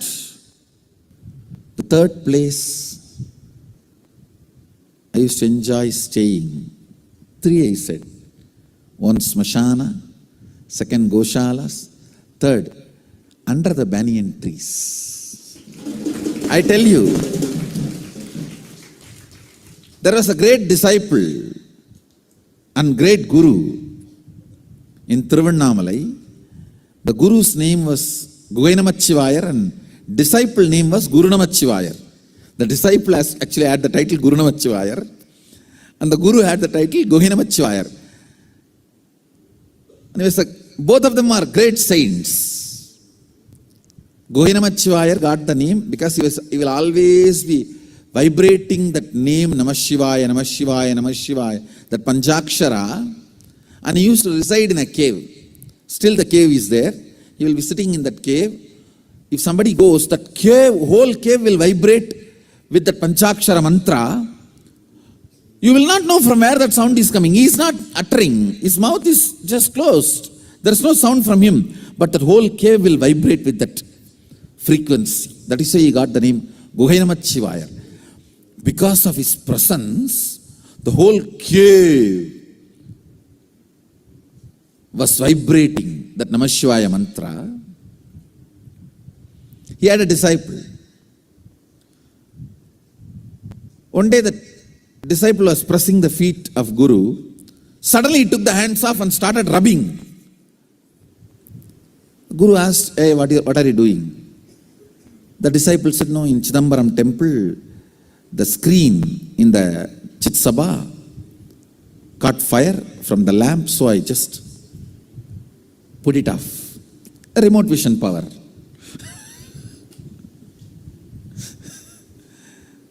And Guhainamachivayar was very happy. Actually, next day they got the news. Actually, the fire happened in the Chitsabha and suddenly somebody appeared and rubbed and the problem got solved. Fire was put off. Then the disciple, Guru Namachivayar, asked Guhainamachivayar, the Guru, to give permission to go to Chidambaram and come. In those days, it is supposed to be walk.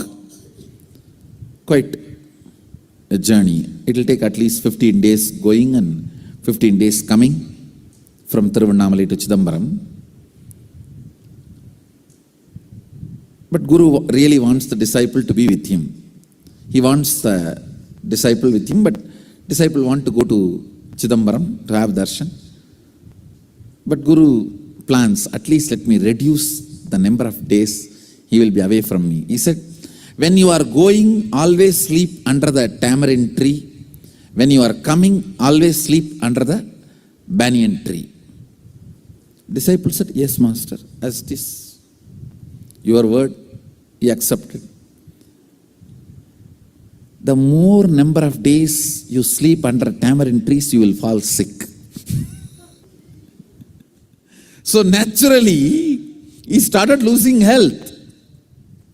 Now he knows he has to get back, come back to the Guru, and quickly as possible, he went and had darshan and decided to come back. While he was coming back, he was sleeping under the banyan trees, and he became healthy by the time he reached the Guru. When he reached the Guru, he became healthy. These three places I always enjoyed.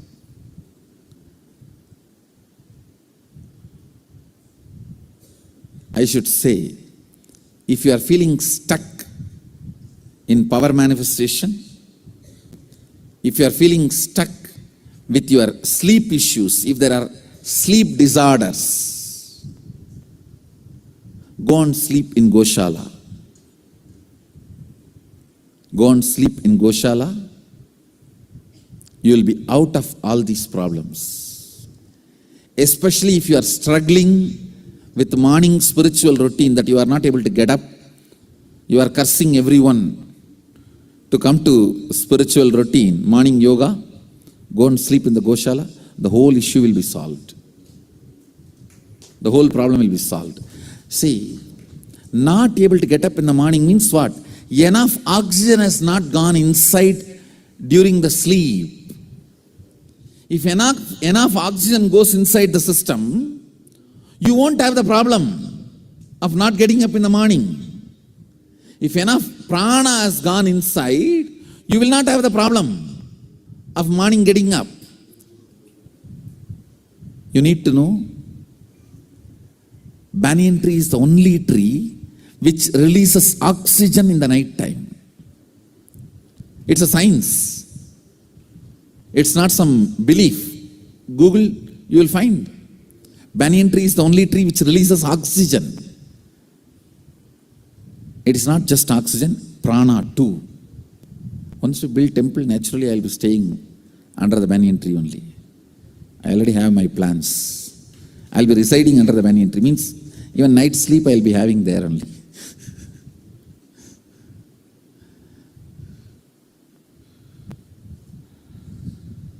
I tell you,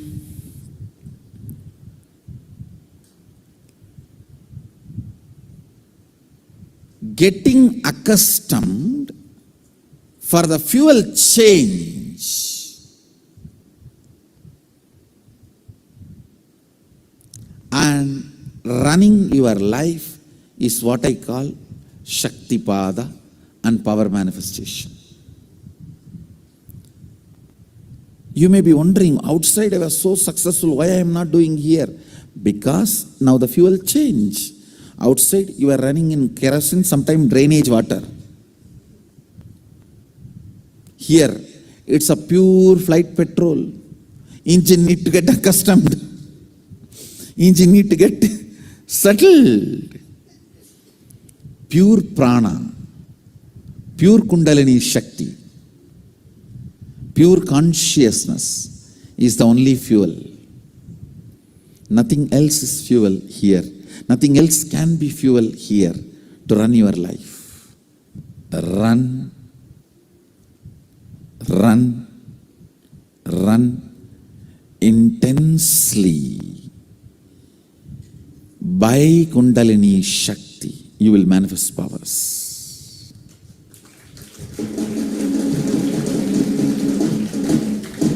You will manifest powers.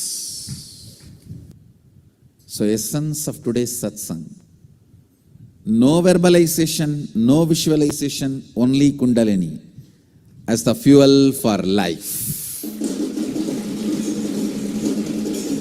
Fuel for power manifestation. Look in. Do not allow the words which excites you. Do not allow the visualizations which excites you.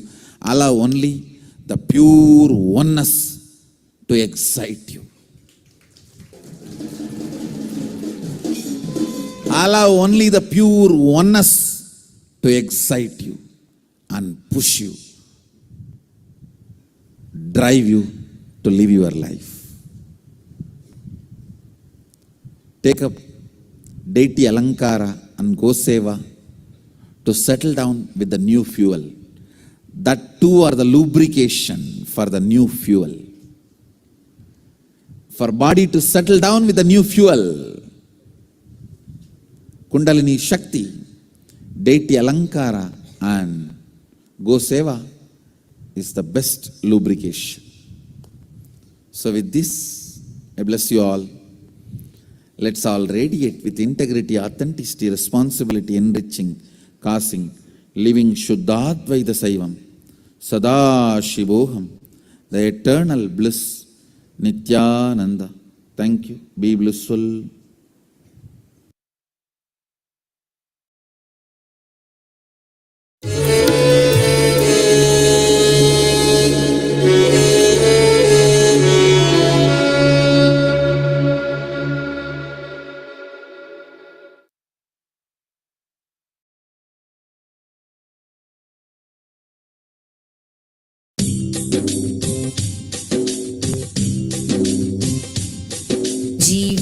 जीवन्मुक्तिप्रदं देवं क्षमापूर्णं Paramahamsa Nithyananda is a rare living incarnation, a yogi by birth. He has been expressing his power of enlightenment since birth. He has authored more than 500 books in Tamil and English, books in Telugu, Kannada, Malayalam, Hindi,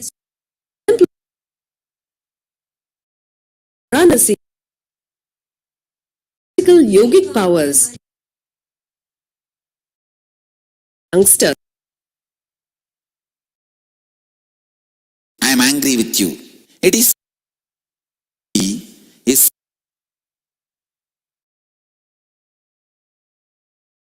about the way I am leading my Swami.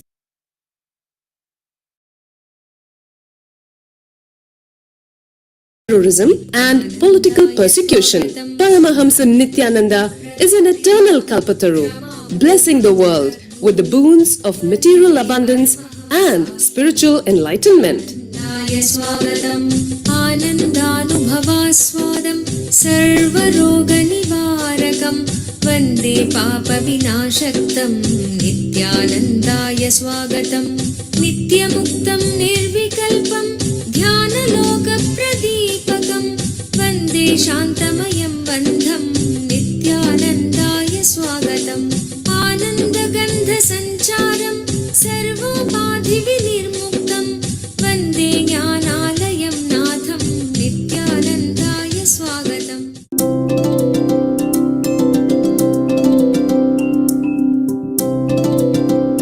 Here is a question. My dear Swamiji, I keep feeling that there is something not so authentic about the way I am leading my life.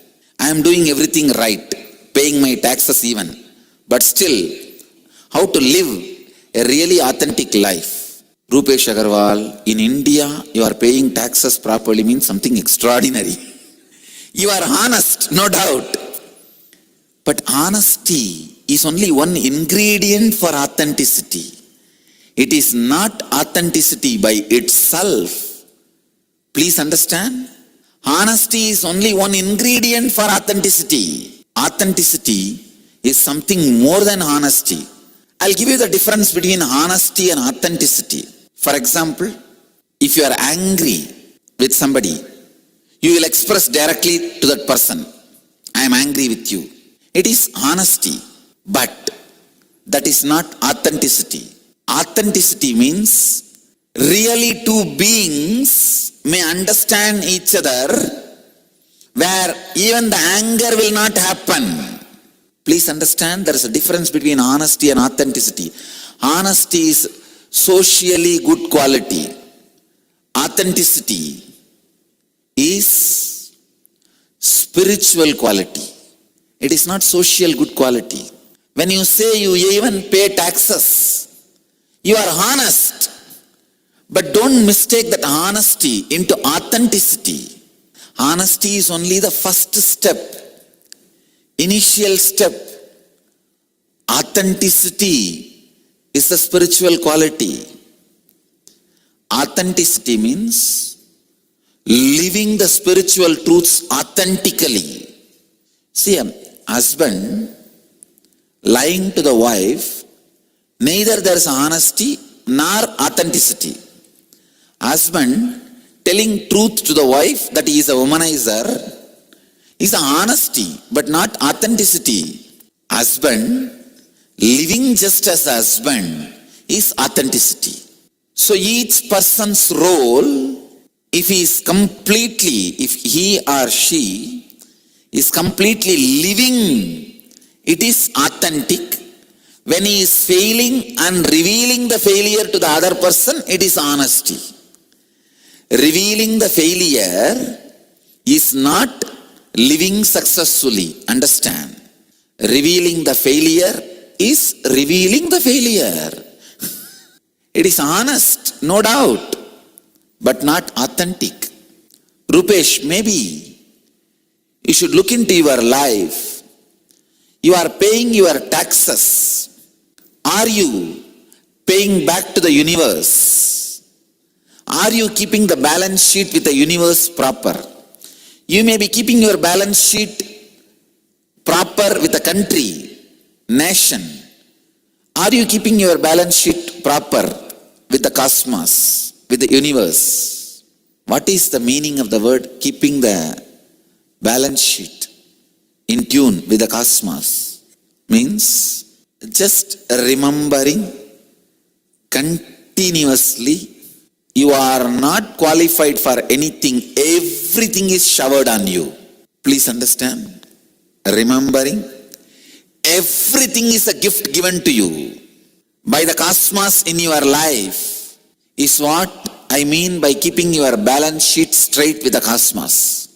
You don't need to pay anything back. The attitude, everything is a gift to you, is keeping the balance sheet authentic with the cosmos. Rupesh, maybe you need little gratitude to bring authenticity in your life. You do not know, gratitude is such a powerful ingredient. The moment you add that, honesty becomes authenticity. I have seen people many times mistake honesty into authenticity. No, honesty is not authenticity. Honesty is more like a hot love. Authenticity is like a cool stream. Understand? Honesty will always be demanding. I am honest, you be honest. Authenticity will be always flowing. I am flowing, I don't bother about you. Authenticity fills you and others. Honesty burns others and you. Many times I have seen the people who are honest, within few days or few weeks or few months, they will torture and kill the other person in the name of honesty. God, honesty is a foolish substitute to authenticity. There are so many beautiful stories between Radha and Krishna, Sati and Shiva, where Sati was having honesty but not authenticity. Radha was having honesty but not authenticity. When you are caught by honest people, it is like marrying English philosophy teacher. Just by words, she will boil you. English teacher is more than enough. And philosophy teacher, this honesty demands or tries to torture the other person. First of all, understand, honesty is basic ideas. The foundations on which you built your concept of honesty and the foundations with which each person builds his life is different. It is like you are building on the ground. From the second floor you are standing saying, I am stretching my hand. You stretch your hand and lift me. And the other person is there, sitting on a building which is above the hill. His very foundation is above the hill. And you say, I am honest, I am stretching my hand. You also be honest, stretch your hand and lift me. Come on, your foundation is different, my foundation is different. Be authentic. Just climb the hill up. Come, I am here to lift you. When I say climb the hill and come, that is what I am lifting you. The very idea of honesty is built on your ego. But authenticity is built on the cosmic understanding. Authenticity is living the truths from yourself. Honesty is living the versions of the truths given to you by society. What is most of the honest people say? Whatever society taught you as a truth, you try to live. It is just based on the fact or the figure, which is not the truth of the life. Facts and figures are not the truths of the life. Just yesterday I was seeing a documentary on the history of India. The very word is wrong. India does not have history. Purana of India is the right word. Because we never bothered about the components required for history. See, components required for history is facts, figures, time, all that. One historian, Indian fellow, has an audacity to tell Indians did not have the sense of leaving the history to the future, posterity. They did not care for posterity. Fool doesn't know. After 60,000 years, still we remember who gave the Gayatri mantra to whom and what is the meter it should be chanted. Exactly as it is, untouched. In the whole world, uncorrupted, oldest literature is Vedas. Without any manipulation, pollution, corruption, misrepresentation, morphing. It is there as it is. Then how this guy is saying that Indians did not bother about keeping things for posterity? No. We did, but we did not bother about these facts and figures because that is not our psyche. Our psyche is all about the conscious evolution. See, our purpose of life itself was conscious evolution. So anything which is not necessary for that, we never bothered about it. How are you going to consciously evolve? Which donkey has killed which donkey in which place at which year? So we are not the people who are bothered about the facts and figures and numbers. We are the people who are bothered about conscious growth. So anything related to conscious evolution, we have very systematically recorded. Can you imagine the days when there was no TV or radio or any other mass communication system? From Harappa to Rameshwaram, the same Gayatri was getting recited. From the Kailash to Colombo, same Rudram was getting chanted in the same meter, in the same tone, in the same tune. How dare these fellows say that Indians did not have sense about saving things for posterity? We saved what is useful. You save junk, we save whatever is necessary. The fellows who saved too many junk, it is like I have seen in Tiruvannamalai, one mad fellow was there, he will collect all the junk, dirt and keep it with him. Suddenly one day, somehow by mistake he got the power, because many times mad fellows only get the power. He got the power and he declares, from today only junk should be collected. All currency loses the value, only junk has value. What will happen? That's the same thing is happening. These foolish fellows created foolish history of facts and figures which has no use for the future of the humanity, and they are saying Indians have not collected the history. I am starting this enlightening TV just to teach all these things to the world.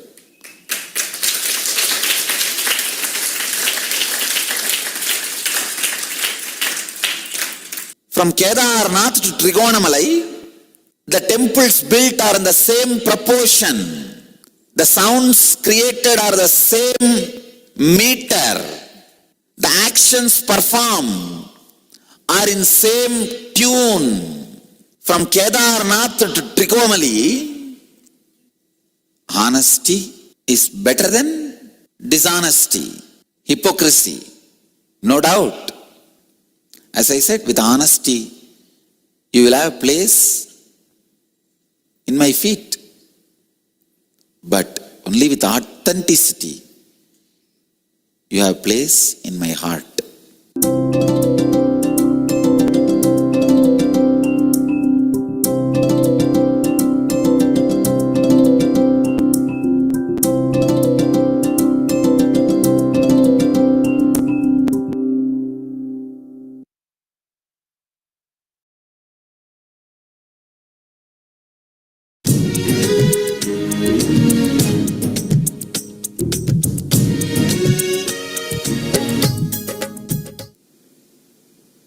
Your desires are your life.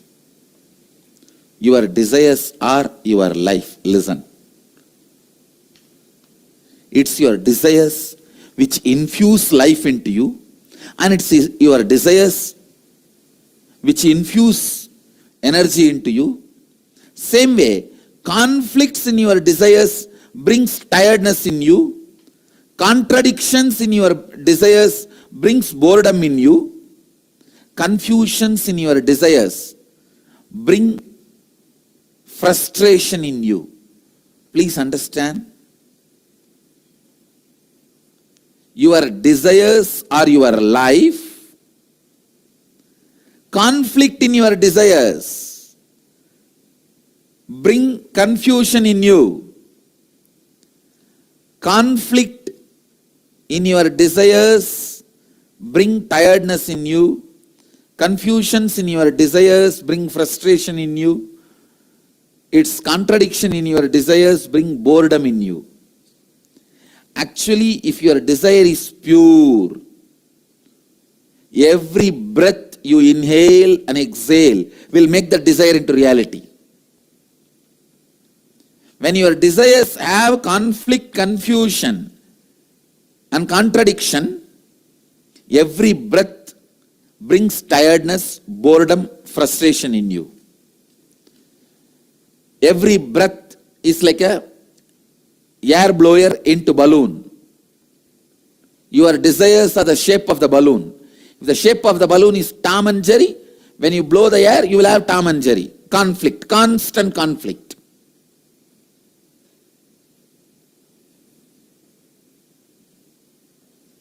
If the shape of the balloon is just round, when you blow the air into that balloon, you will have a round balloon. The shape of the balloon is tall. When you blow the air into it, you will see tall balloon.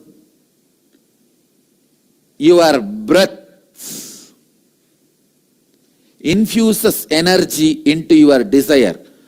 So the one and only thing you need to do in your life is not giving up desire, but removing the conflicts, confusions, contradictions in your desires. Please understand, renunciation is not giving up your desires, it is giving up conflicts, contradictions, confusions in your desire. One of the biggest mess up happened in the field of spirituality is wrong understanding. Renunciation means giving up desires. That's the worst understanding happened or misunderstanding happened in the spiritual field. Raga means attachment.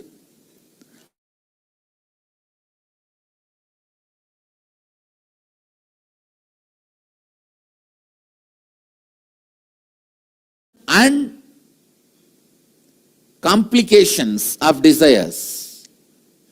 You need viraga, vairagya. Viraga becomes vairagya. Please understand, renouncing desires is not what we want.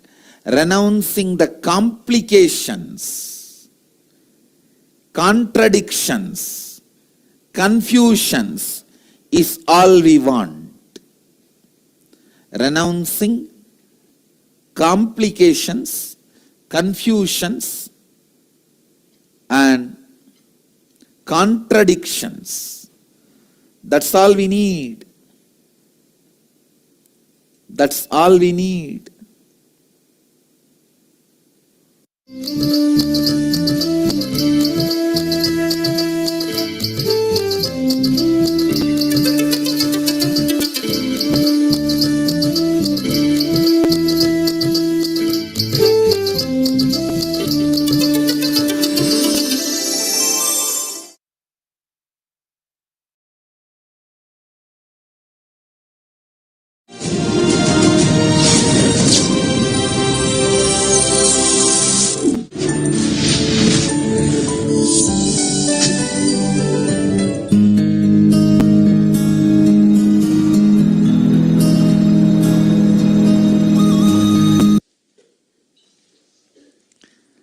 I welcome you all with my love and respects.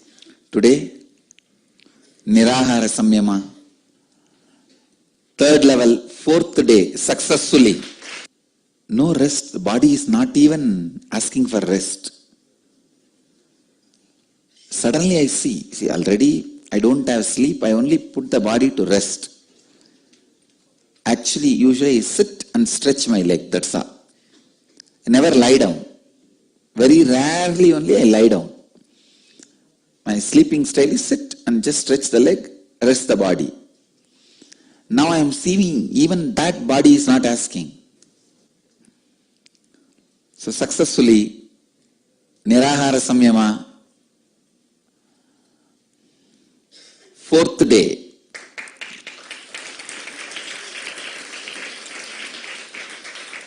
And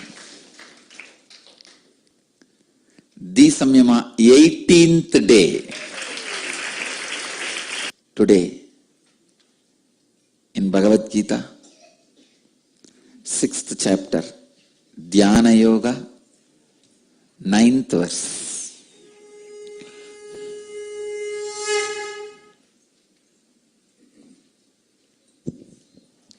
Suhrinmitraryudasina madhyastadveshya bandhushu sadhushvapi cha papeshu samabuddhir vishishyate. Suhrinmitraryudasina madhyastadveshya bandhushu Satushvapi cha papeshu samabuddhir visishyate. Wow.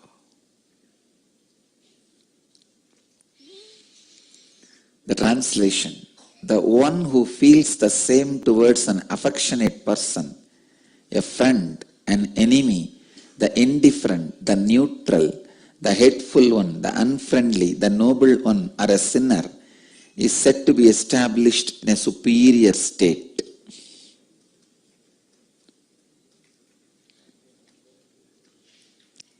Understand these few basic sacred secrets. Meditation is not an action, it is a lifestyle. That is why in the chapter on meditation, Bhagavan is talking about all these things. You can never start meditating. You can only become meditative. Understand? There is a vast difference between starting the meditation or becoming meditative. Meditation is not a anacin, metacin, antidepressant. No. Meditation is not anacin, metacin, antidepressant.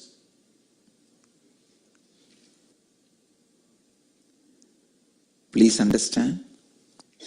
Meditation cannot be just repairing something in you. It has to completely transform you. Meditating is different. Being meditative is different. In this verse, Bhagavan is very clear. Your whole life should become meditative. The whole life should become meditative.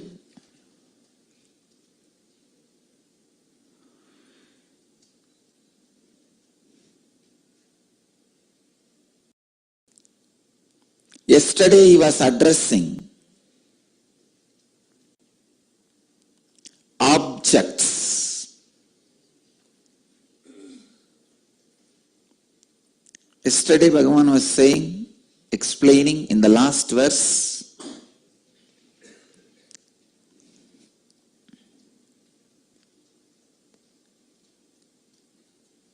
how not to be disturbed by objects. Now Bhagavan is going to the next step, how not to be disturbed by the persons. Actually the 7th, 8th, 9th verse of Bhagavad Gita, these 3 verses can become a powerful samyama. First, he has given us the technique to work with cold, heat, unpleasant, pleasant situations. Then he took us to the next level, working with the fear-based mental setup and greed-based mental setup, where you are free from the concept of greed. Now, he is taking us to the next level, where he is making us free from the concept of higher, lower human beings. First, he liberates us from atmosphere, weather, outer, inner. Outer is heat and cold, inner is pleasant, unpleasant. Then he liberates us from the greed, objects. Samalushtashma kanchanaha, where you are free from gold, diamond or mud or a stone.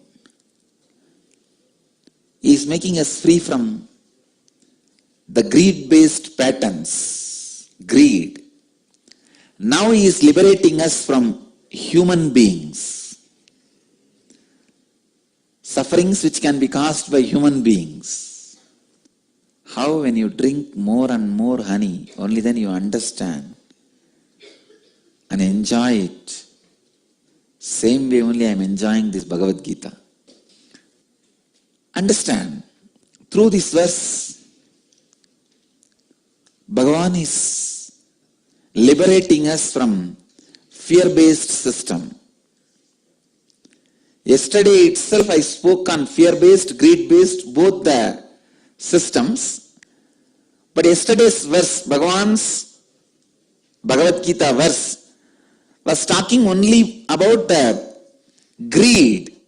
Samaloshtashma kanchanaha. He was only talking about the having impartiality between mud, stone or gold. Today he talks about the power-based system. Human beings. Power-based systems, please understand. Power-based system is the product of human unconsciousness. Greed-based system is a product of human subconsciousness. Understand? Power-based system is product of collective human unconsciousness. Greed-based system is product of collective human subconsciousness. You may ask, what is the difference? Unconscious means completely the parts of which you are not unaware, but you try to make it aware without awakening that unconscious into the superconscious. Everybody has the feeling to become Lord of the universe. You can become, if you make your unconscious into conscious and superconscious. When you make your unconscious into conscious, you will become Lord of you. When you raise that to the superconscious, you will become Lord of whatever is in your space. More than the word Lord, I'll use you will be in tune with the whole. This is the right way of becoming Lord of the universe. But instead, you try to become a power center through political power. I tell you,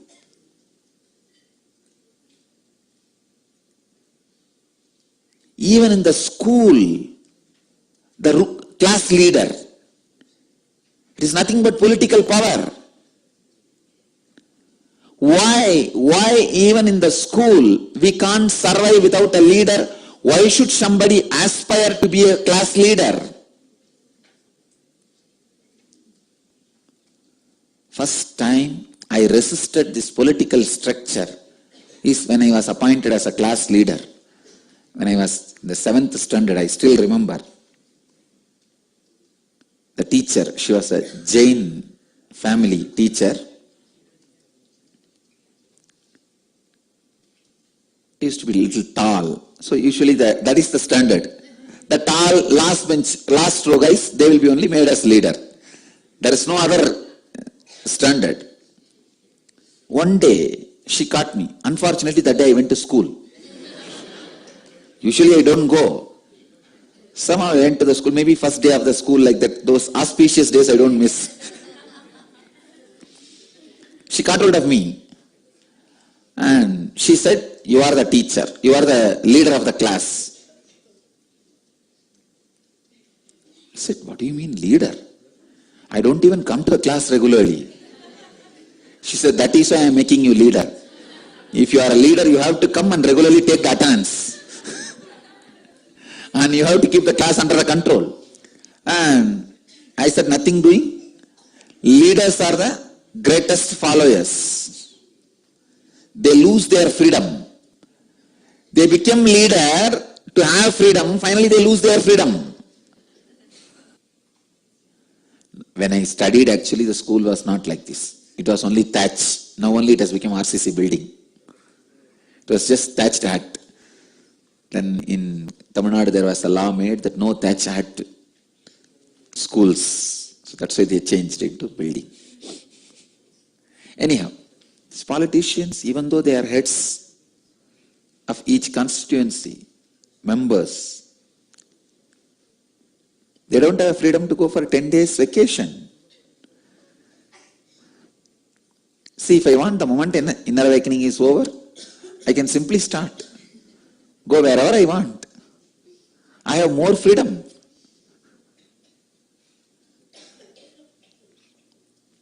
Anyhow, forget about them. So I told my teacher, no, I will not be a leader. She insisted. Then we got into the argument.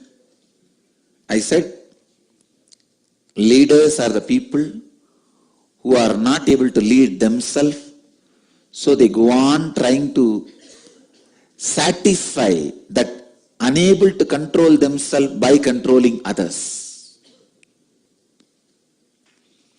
When you are not able to lead you, that unfulfillment you try to fulfill by leading others or trying to lead others.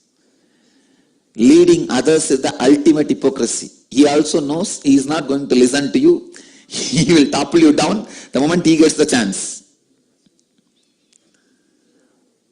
What is leadership? Group of followers waiting to topple down. One person. That one person is called leader. The unconsciousness, when it is not able to express through the proper channel, and it finds shortcut to fulfill its ambition, it is called power structure. When the subconsciousness is not able to fulfill its purpose, the perversion it creates is greed structure. Let me explain this subconsciousness. What is subconsciousness? Subconsciousness is nothing but the space where you dump your unfulfilled but imagined, visualized fantasies. For example, if you are fasting by suppressing your desires for food, in 3 days, you will see in the dream you are feasting.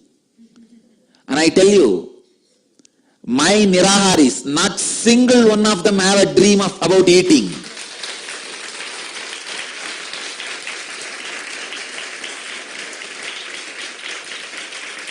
That is the beauty. Only now when I said, you even remember. Understand? In usual fasting, it is a law. If you fast for 3 days, you will see that you are eating, having feast in the dream.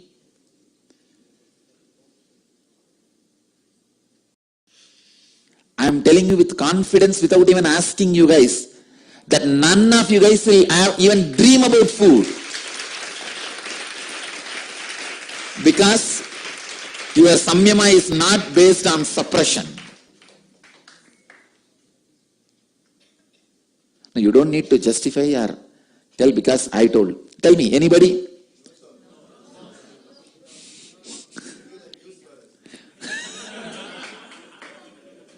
But usually if you have fasted without doing this samyama as a regular fasting, talk to the people who fast. Go to internet, you will find. Anybody who fasts, it's a rule.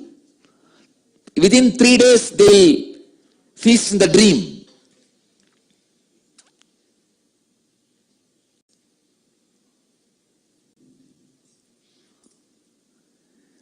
Only when you don't eat in the dream, you are doing samyama.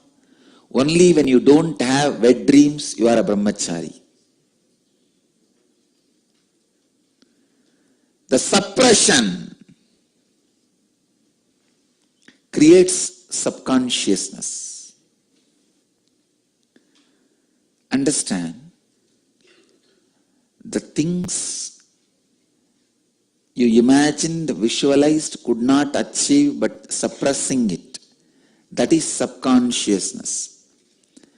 That, when it is not able to fulfill itself, it comes out of you as a greed perversion. What is the way for the subconscious to release itself properly? Right amount of sleeping and dreaming. I tell you, if you have the right quality and quantity of sleep and dreaming, you will not suffer with greed-based structure. You will not be running behind money which is not required for you. That is why all the civilizations which are suffering with greed suffers with sleeplessness. All the civilizations which suffers with the subconscious greed suffers sleeplessness, I tell you. Healthy sleep and dream. You will be free from greed-based structure. If the whole humanity gets into the healthy dream and sleep, Wall Street will collapse. If the whole humanity meditates, power centers will collapse. That is what is going to happen between 12:12 to 12:15. It is not that the ocean is going to come and eat the Wall Street. Ocean is going to come and eat the White House. No. Conscious ocean is going to come.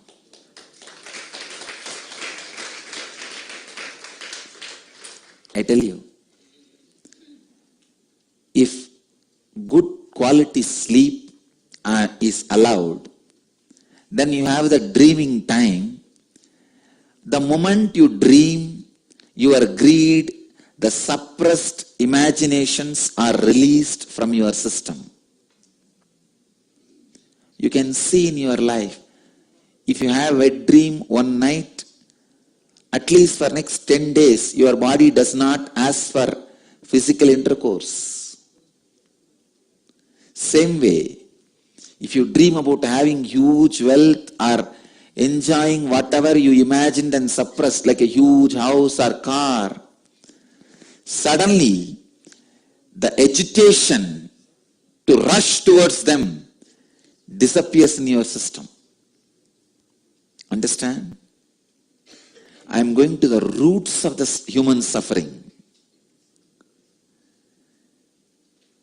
Greed-based system, the money-based lifestyle is rooted on your subconsciousness. A good sleep.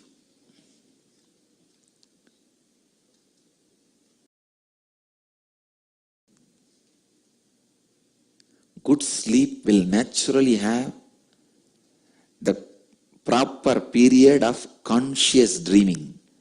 When I say conscious dreaming, even in the dream, you will have a certain amount of self-awareness and you will be able to even move some things in your dream. You yourself will know you are dreaming and you can alter the things in the dream.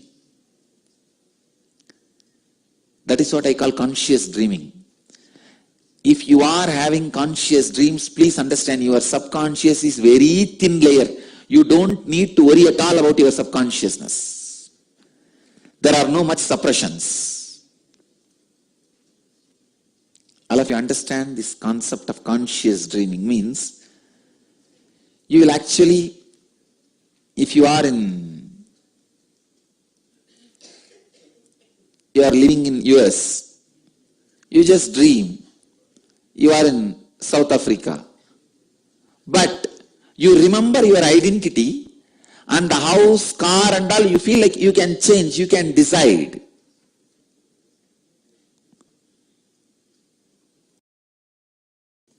That is what is conscious dreaming. How many of you have awareness while dreaming? You guys can be very clear, you don't have subconsciousness. Your subconscious is very thin layer. You don't have much suppression.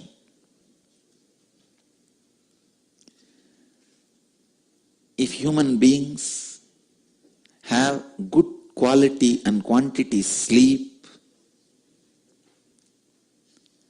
the greed which makes their nervous system agitated, which convinces their nervous system to do illegal, immoral activities to grab others' wealth will disappear.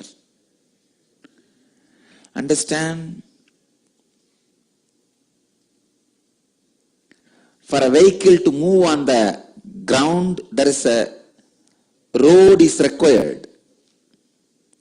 For flight to land on the ground, runway is required. Same way, If you need to be convinced to do something immoral, certain insensitivity in your nervous system is required. If you need to be convinced to do the illegal things, certain thickness, insensitivity is required in your nervous system. Not having the good quality and quantity of sleep makes your suppressed desires into the thick dreams, not conscious dreams, thick dreams. Even while you are awake, those thick dreams are running into your nervous system and makes you function as it wants, not as you want. That is why I tell you, there are millions of people wake up but don't come out of sleep.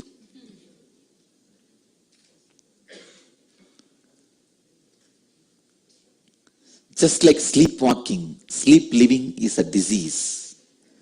But the cure is only spirituality. Only spirituality can cure this sleep living.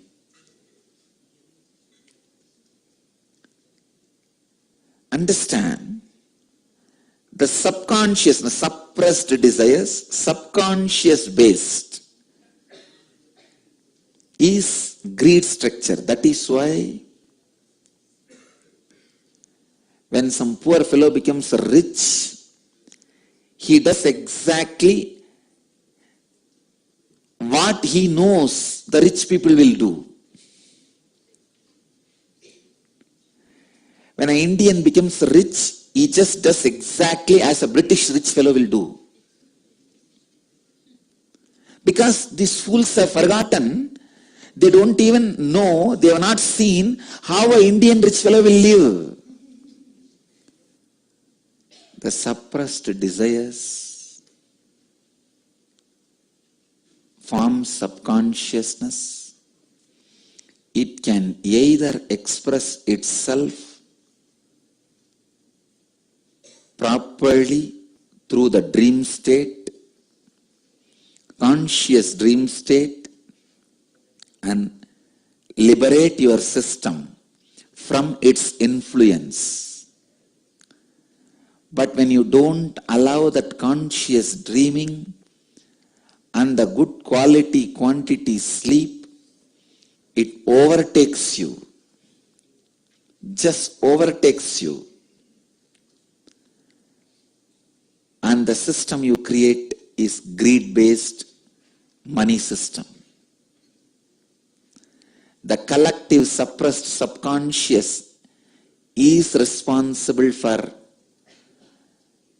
the collective belief, mass hysteric belief. That's the right word I'll use. Mass hysteric belief of money. Next, when the unconsciousness means you just don't know what you are missing, but you are missing something. When you know what you are missing, it is subconsciousness. When you don't even know what you are missing, but you are feeling you are missing something, is unconsciousness. When you don't miss anything, it is consciousness. When you become Mr. of the Universe, it is super consciousness.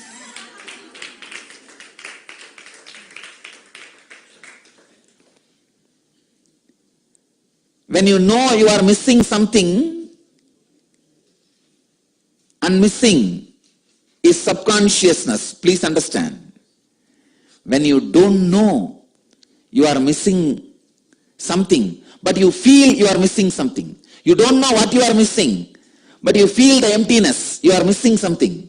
That is unconsciousness. When you don't miss anything, complete with yourself, it is consciousness. When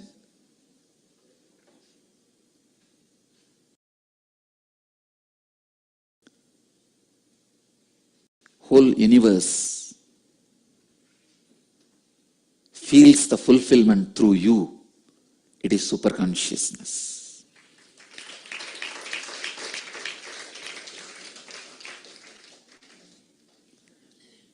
Understand this. I think the most perfect spiritual-psychological definition of the states, when you know you are missing something and missing it, that is subconscious.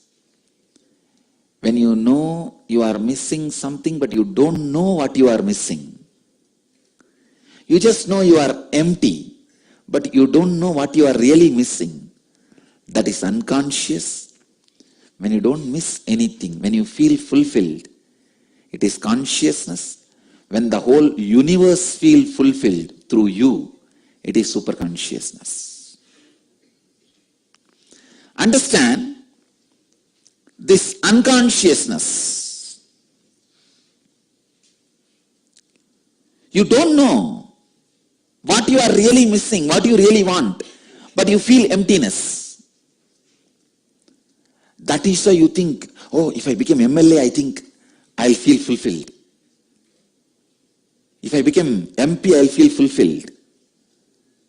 If I become president, I'll feel fulfilled. If I become prime minister, I'll feel fulfilled.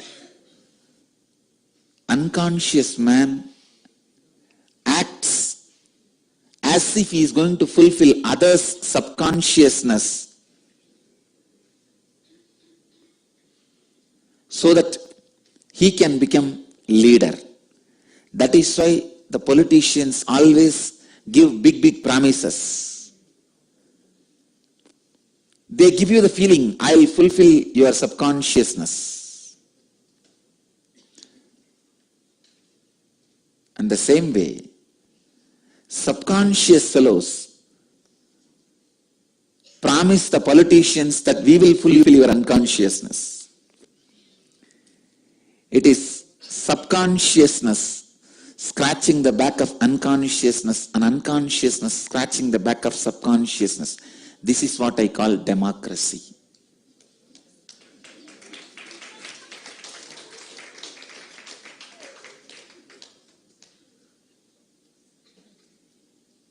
Any political system,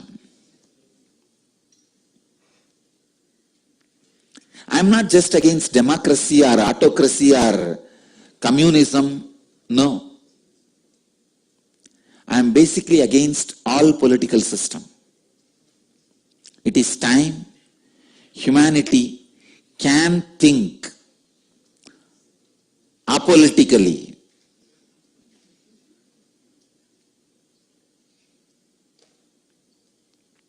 It is time humanity can look into the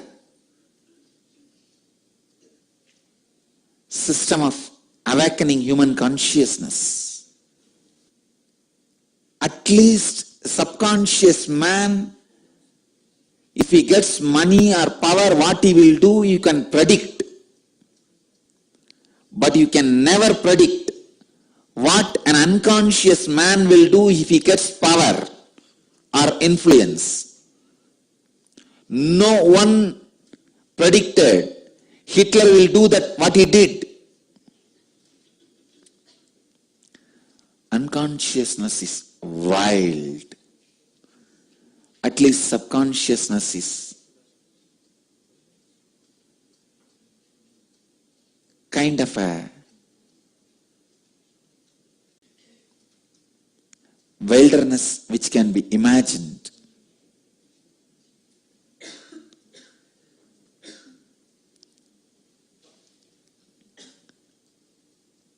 That is why when a subconscious based person, when he gets money, you can always predict what he will do. But when an unconscious person, when he gets power, they do unpredictable things.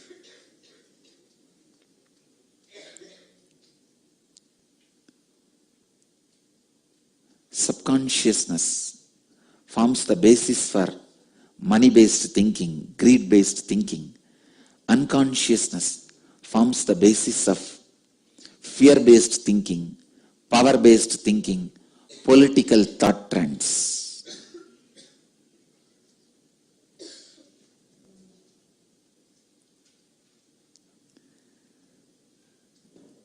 Bhagavan, Sri Krishna, the greatest visionary,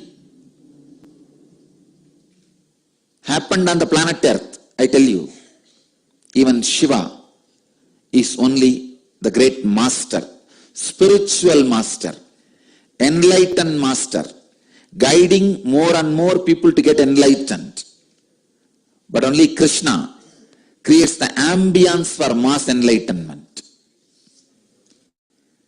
This last three verses, if India listens to these three verses, if India listens to these great truths, it will get back to its glory which Krishna created 5,000 years ago.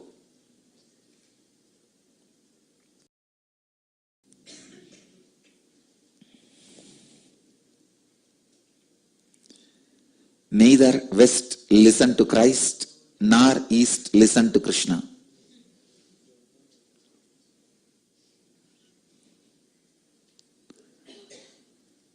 Christ said, if you are slapped in one cheek, show the other.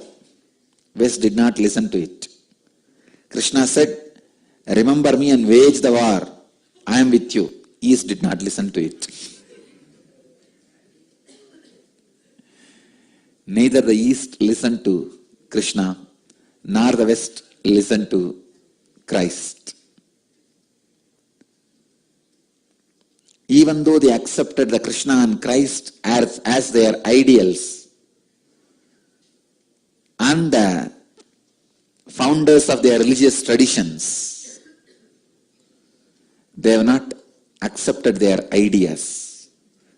Accepting somebody as an ideal can be a political decision.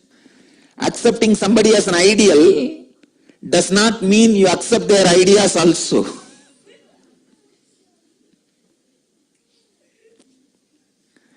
Neither East listened to the Krishna, nor West listened to Christ.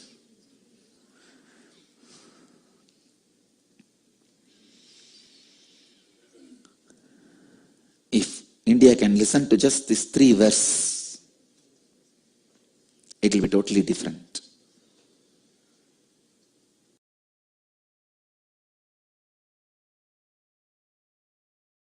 Otherwise, it is like Congress installing Gandhi statues. One of the worst things happened to Gandhi is his face being printed in the currencies of India. Because for every corruption, he is the witness. Insider witness.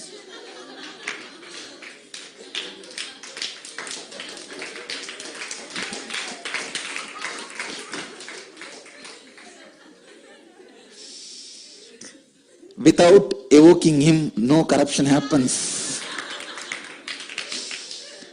Without invoking his presence,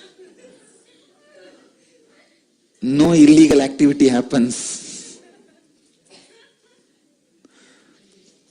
One of the worst punishment given to Gandhi is his face being printed in all Indian currencies. There is no murder without his photograph involvement. There is no corruption without he being invoked.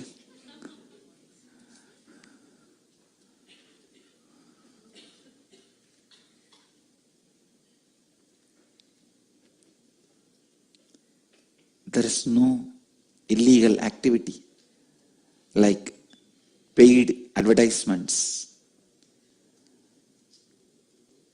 Paid advertisements, paid news is equivalent to buying judgments. Whole society cries so much about judgments being bought. Why nobody bothers about paid news? Paid news is much worse than judgments being bought. whether you buy judgment or paid news, everything unfortunately happens invoking Gandhi's face. What to do? It's really unfortunate.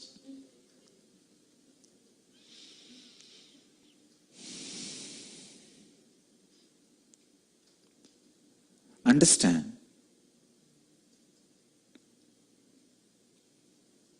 Subconscious fellow, even if he gets the power, you will know the trend in which he will flow.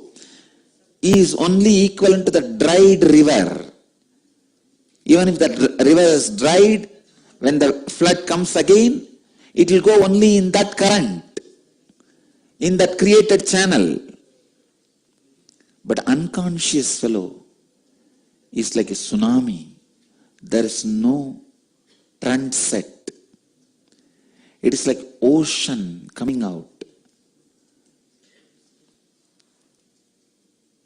So the conscious damage done to all human beings by the unconscious political system is too much than the subconscious greed-based money system. This verse, Suhrun Mitrar Yudasina Madhyastha Dveshya Bandhushu Satushva Vicha Papeshu Samabuddhir Visishyate. Samabuddhir Visishyate. Bhagavan is revealing powerful truth to all of us, to be in samabuddhi, equal mind, same towards affectionate person, a friend, an enemy, the indifferent, the neutral, the hateful, the unfriendly, the noble one, or the sinner. Means realizing the futility of the power structure. It is power structure which classifies somebody as a right, wrong, good, bad, neutral. It is your ambition towards the power structure and the ambition damaging you. Please understand, when the political thought trend damages your consciousness and mind, that makes you believe that somebody is good to you, somebody is bad to you, somebody is neutral with you, somebody is good to everybody, somebody is bad to everybody. See, if somebody is good to you, he is your friend. If he is bad to you, he is your enemy. If he is neither good nor bad, he is neutral. If somebody you are made to believe by the political structure, he is bad to everybody, he is called sinner. If you are made to believe by the political structure, he is good to everybody, he is sadhu. I tell you, it is all just PR exercise. Simply PR exercise. On the car, they do a Teflon coating for not to have scratches. Same way, some of the politicians having some medias in their hands and through the paid news make society believe they have a Teflon coating. They can never be scratched. Whatever allegations are put on them, they behave as if they have a Teflon coating. No. Now the dent is too much. Coal goes deeper than the Teflon coating. All the ideas you carry, somebody is a saint, somebody is a sinner, somebody is friend, somebody is enemy, are all just forced on you after completely deluding you by the strong beatings. It is like somebody hits you on the head. You are reeling. At the time he says, I am the big guy. Naturally, what will you do? You'll say yes and fall.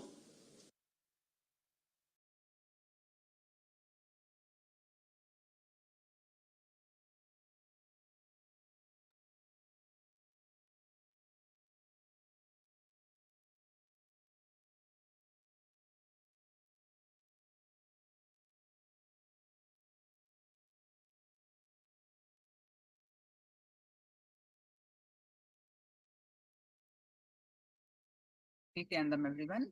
So let's start our next session on unlock the power of thinking by practicing authenticity. So let's learn some more powerful cognitions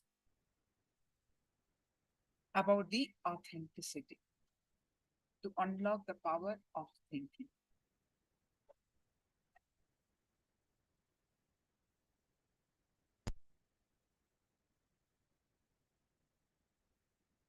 So let's start with the Sadguru Vandanam. Am I audible? Can you all confirm that? Can anyone confirm that I am audible? All of you are able to listen to me?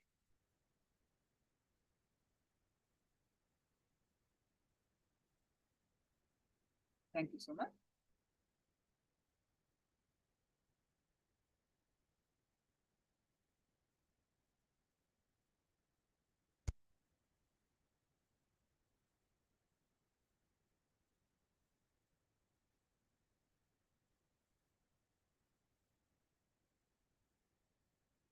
Nithyanandam Paramasukadam Kevalam Jnanamurtim Dvandvatitam Gaganachadusham Tattvamasyaadilaksham Ekam Nityam Vimalamachalam Sarvadi Sakshibhutam Bhavatitam Trigunarahitam Satgurum Tam Namami.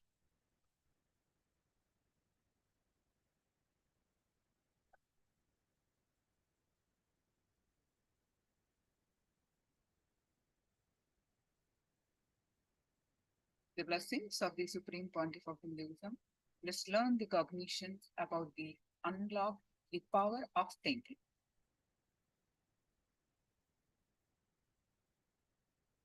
Tune your thinking to your peak possibility by practicing the authenticity. The power of thinking is the power to train and tune your thinking to its highest potential.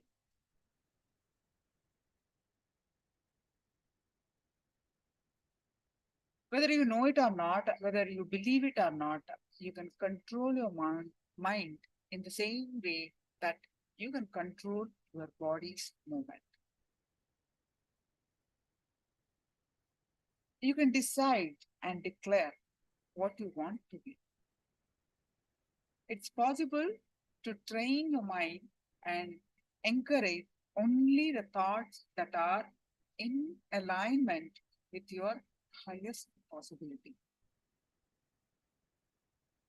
Discouraging and completing with disempowering ideas. You can pick and choose whatever is your highest peak possibility, and whatever is making us not in alignment with that peak possibility, we can discard them, disempowering them.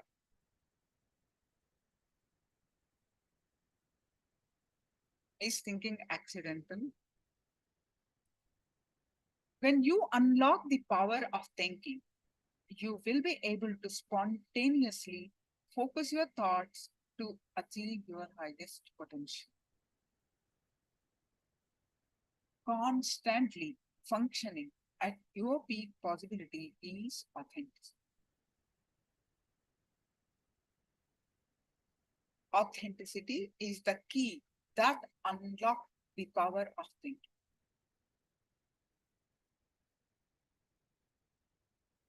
You don't have just one identity. as we have learned yesterday, as you imagine, we don't have just one identity. We have 4 identities. At all times, you carry these 4 identities or dimensions together. I'm just repeating. We have learned about these images in yesterday's session. This is the brief of what we learned yesterday. The first of these 4 identities is the inner image. In Sanskrit, we call as mamakara. It is the inner image and experience you carry about yourself. What you feel about you inside of you. I'm healthy, I'm ugly, I can't do this, I'm not intelligent, or I'm intelligent, I can't do hard work, I'm very weak, whatever. What you feel about you inside of you. You carry so much of inner ideas about yourself. Unfortunately, the idea you carry about you is always less than what you actually are, what you project yourself to be for others. Whatever you actually are, your inner image is always low. In a way, in general societal words, we can call that as inferiority complex. The second identity is the outer image. In Sanskrit, we call as ahankar. It is how you project yourself to others. You may try to project yourself as powerful, talented, honest, helpful, or whatever. Unfortunately, what you project is always far more than what you believe yourself to be.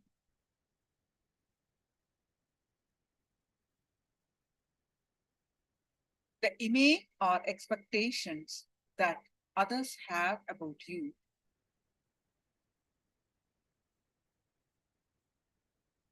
is the third image. What others are saying about you in their words, in their expressions, that become others' image, their opinion about you, how others perceive you. You may want others to perceive you as a good person, kind person, or intelligent person, but others are perceiving you as a dumb person. That may be complete contrast of what you projecting or what you want others to be, others to perceive, but they have their own opinions about you. That is what others are saying about you. That is others' image. Human beings are intelligent enough to catch even what you don't say, or especially what you don't say. That's about the third image, others' image. Now, the fourth image, that is life image. The fourth identity is very subtle because it is not directly related to you. It's called Swa Anyakara in Sanskrit, or life image. The life image is what you experience life to be for you. For example, you may feel life is lonely, life is complicated, life is unlucky for me, life is tough. It could be anything, or life is sacred. Anything that you feel about life is your life image.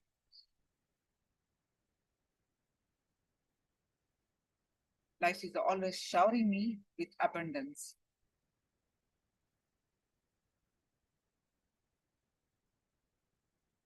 So having understand these four images, the inner image, outer image, others image, and life image. In all these four images or identities that we carry, living at your peak in all these dimensions, in all these images, is authenticity.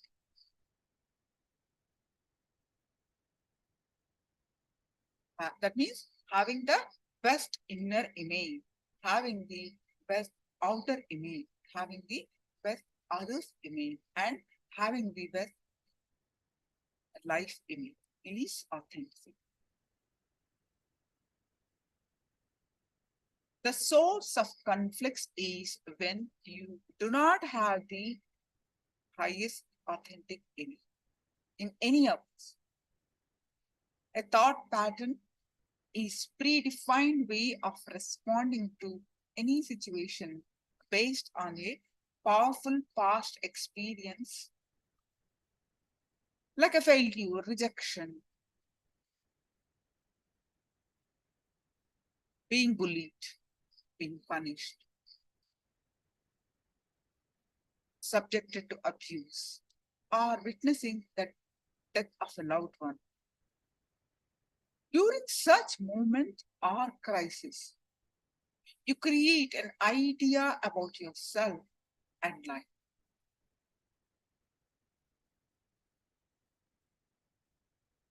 Or you form an image, inner image about you. That is, I am weak. I am a failure. Nobody loves me. Life is dangerous. I have to be careful. And it's hard to earn money.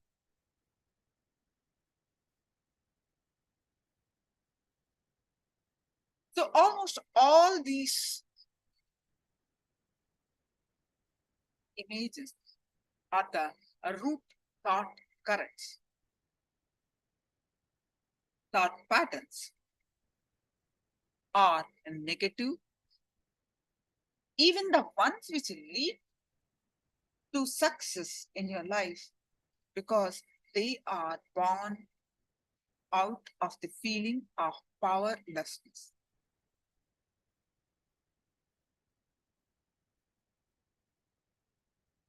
The common root thought currents are, I'm a failure, nobody loves me, I'm ugly, I'm alone. You know, we all know each one of us has got these kind of thought currents. Life is out there to cheat me.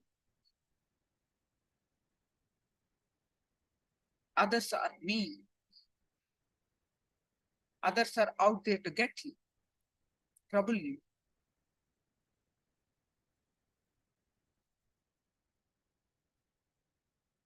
And so on and so forth.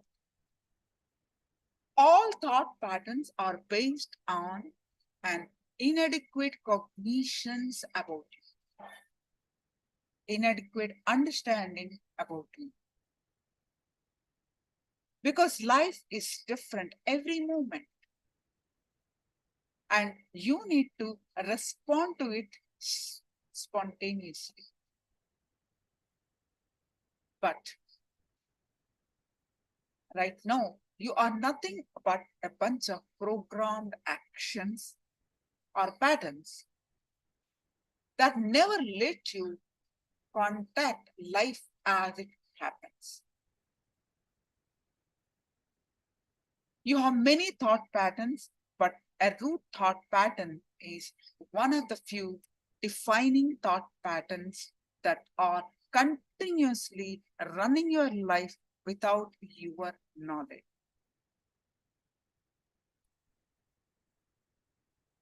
Without your conscious awareness. Most of the life is happening without you being aware of your own life, your own thought currents.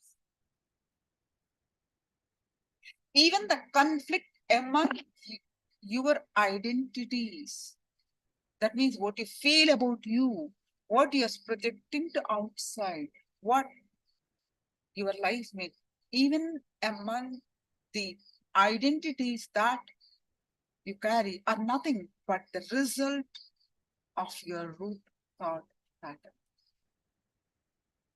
If you have a certain idea about yourself inside, but you project a different personality outside,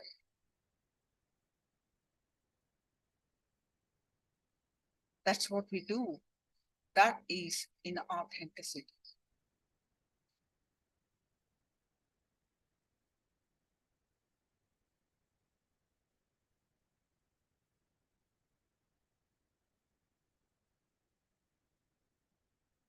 If you look deep, all your problems arise from conflicts among your four identities that you carry. When any of your dimensions is out of alignment with the others, it causes disease, suffering, and incompletions in your life.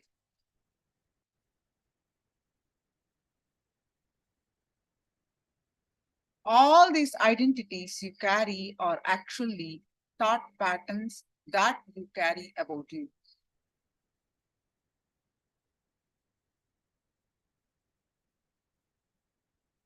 Whatever thought current, whatever current images that you have, you practicing authenticity, you become the integrated. How does that practicing authenticity unlock the power of thinking?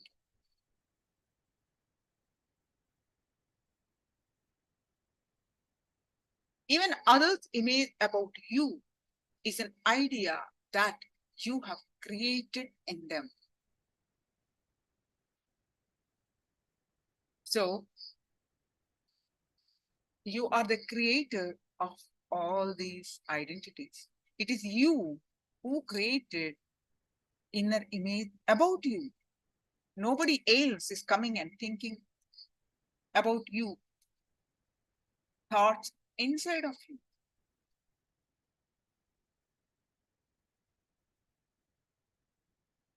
Nobody else is projecting the outer image about you.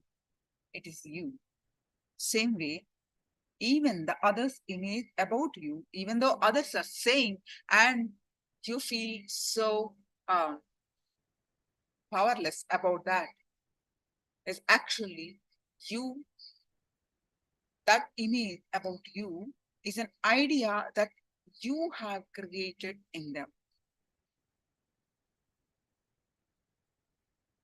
Now, when one identity is fighting with another or conflicting with another identity, how can your thinking be focused?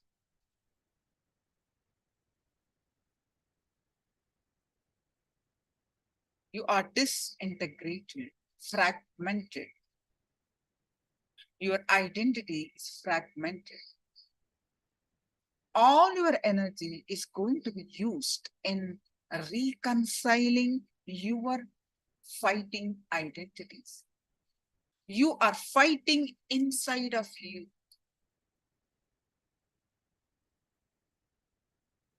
It's worse than you fighting with the person outside.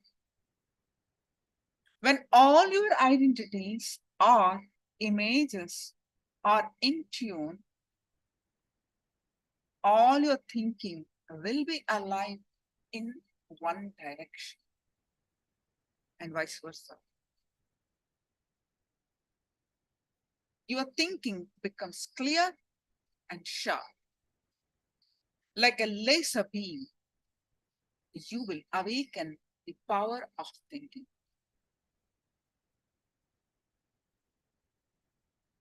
Your thinking goes hand in hand with the way you want to build yourself.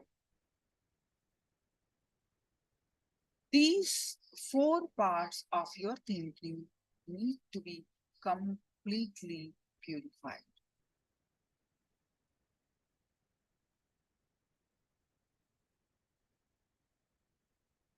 Let's do one exercise.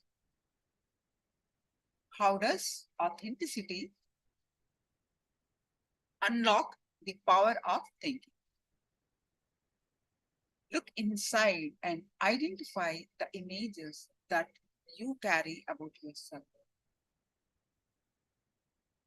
You can then rewrite what you feel will be the peak possibility. The best qualities that you can possess of these four images. Let your thinking be always aligned to your peak inner image. Your peak outer image, your peak others image, and peak life image.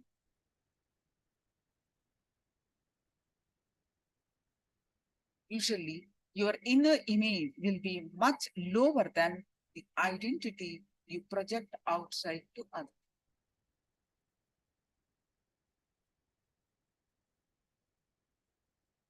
But understand this very important truth.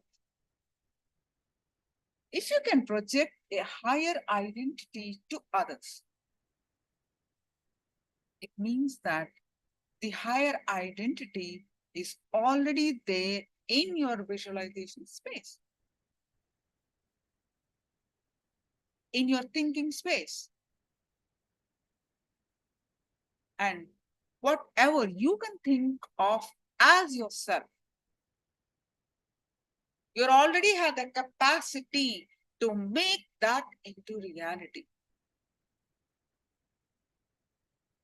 Simple. When you are projecting such a higher image to others, why not how you feel about you inside?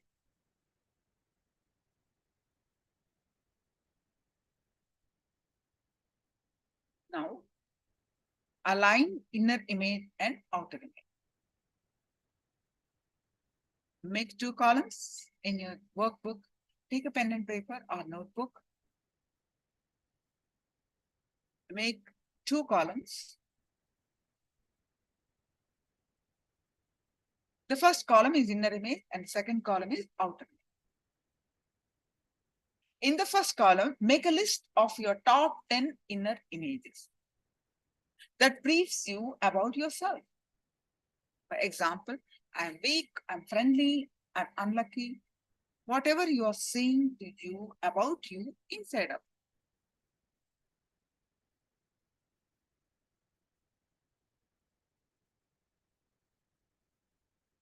But what are you projecting outside?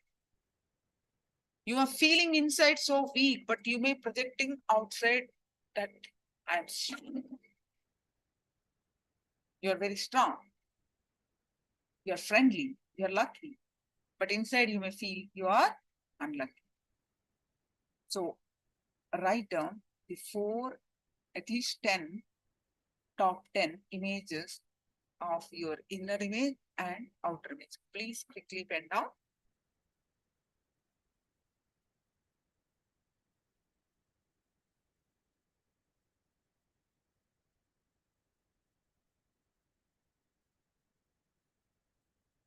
Please quickly pen down.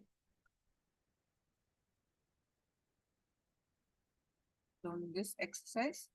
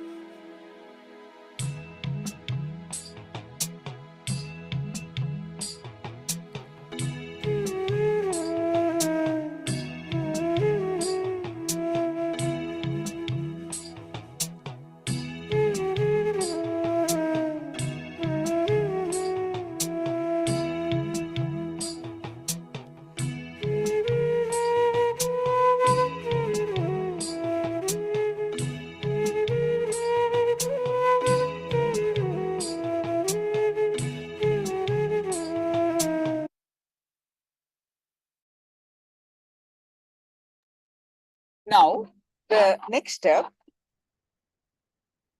is now compare each inner image and outer image you have noted down.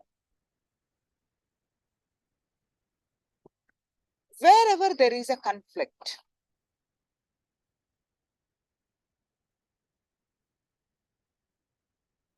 start turning your inner image and outer image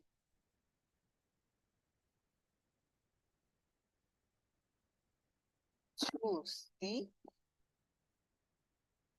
aligning both of them by choosing the higher idea. For example, wherever your outer image is higher than your inner image, decide to tune your inner image to your outer image. If, for example, you are projecting yourself as a strong person, strong body, but inside your inner image, you may be feeling so weak. Align that inner image also as the strong image. Strong body, a strong person. Decide to tune your inner image to your outer image. Don't reduce what you project yourself to be for others. Increase what you perceive yourself to be for them.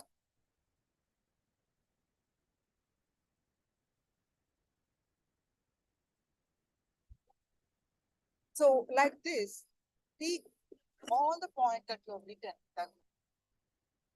the conflicting point that you have written about your inner image and outer image. Repeat this for each point. Compare both identities, whatever qualities are best in both.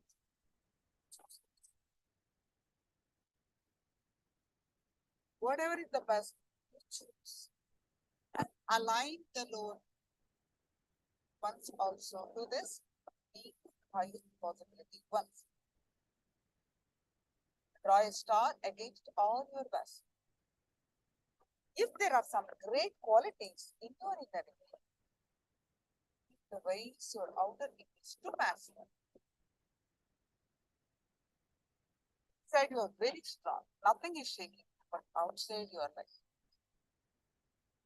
projecting very weak. Align that outer image also to your inner image. Whatever is the best, align to that. Whatever is your highest image, align that image. If there are some great qualities in the outer image you project, you need to raise your inner image to match that what you project. Continuously tune yourself to your peak. Align yourself. Do not have in your own self.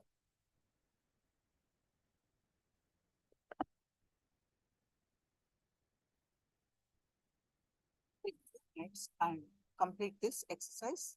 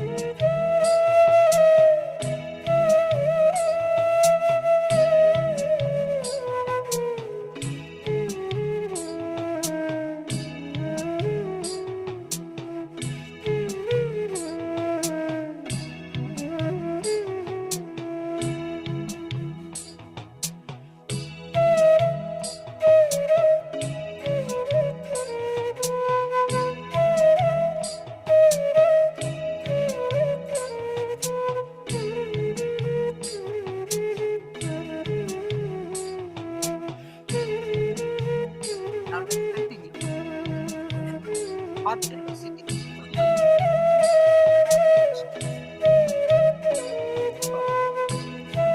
Find out what is really by seeing the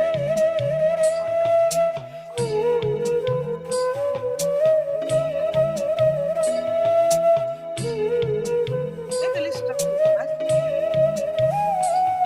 out of best other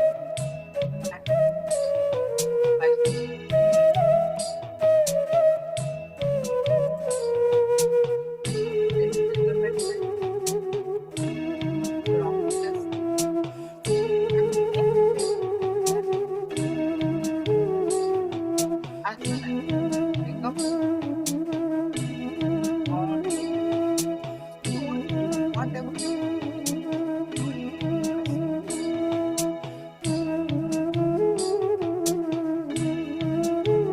that's the first step. Whatever walks out there, but keep your eyes fall on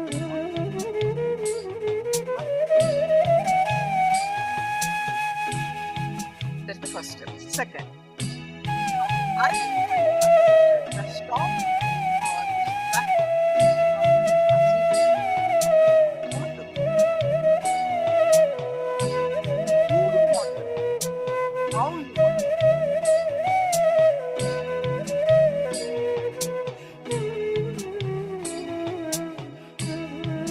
One of the biggest obstacles for most people is self-doubt, which is a negative thought pattern that happens because of the memory of past pain. Whichever peak possibility in the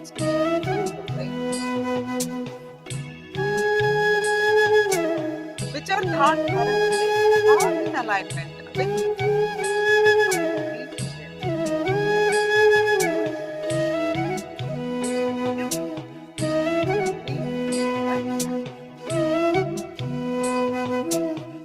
go on completing every day with those patterns which are stopping you from achieving your peak possibility.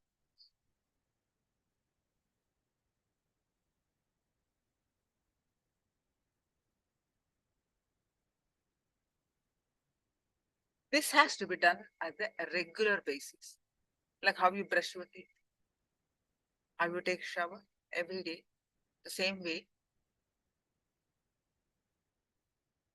This process aligning to your highest peak possibility, that has to happen every day. Whatever is stopping completing with it, dropping it, has to happen every day.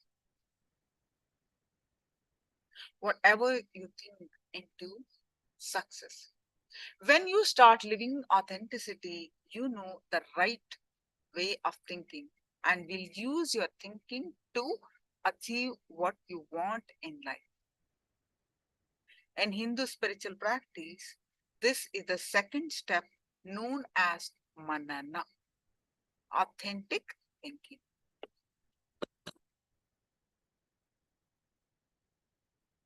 What you listen is Sravana.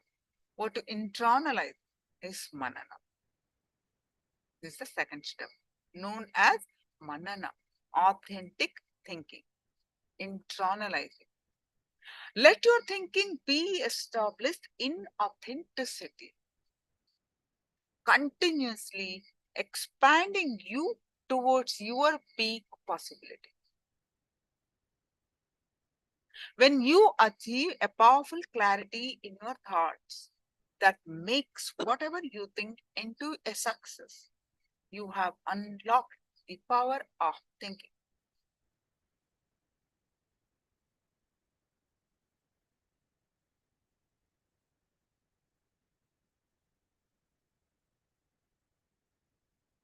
Do this as a continuous process, like a habit,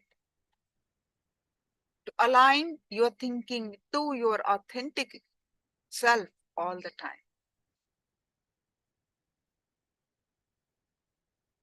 Make a commitment to yourself to do this, aligning yourself to your authentic images or authentic self.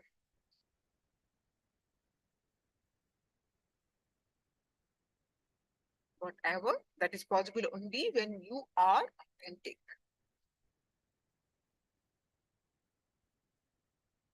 All right, now let's move on to the power manifestation. Very quick round of power manifestation. So please, we are going to manifest the power of consciousness over matter.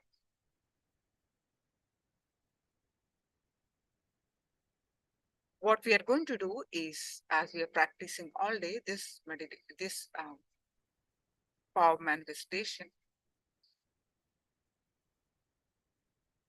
basically with our consciousness, we move the matter.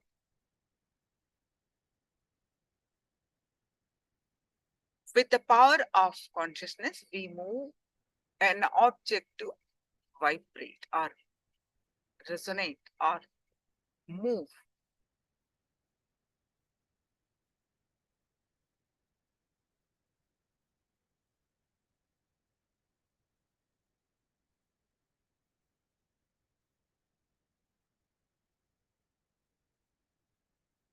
Having this understanding, let's start manifesting the power of consciousness over matter. So please, if you have the coconut, please bring your coconut.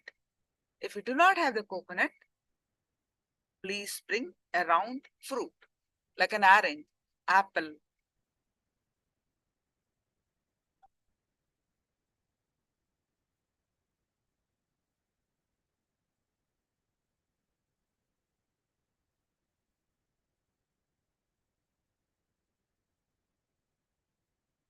Now, every power manifestation starts with receiving a powerful cognition from Living Enlightenment book. So let's start manifesting the power of consciousness over matter.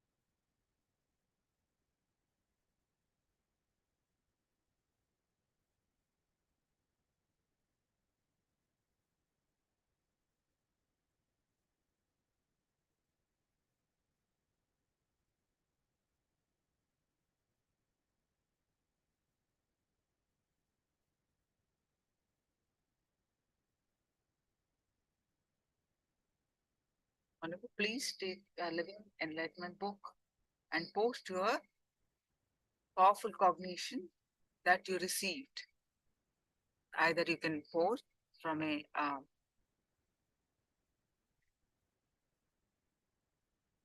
soft copy or a hard copy. You can type it or internalize that cognition and sit with that powerful cognition.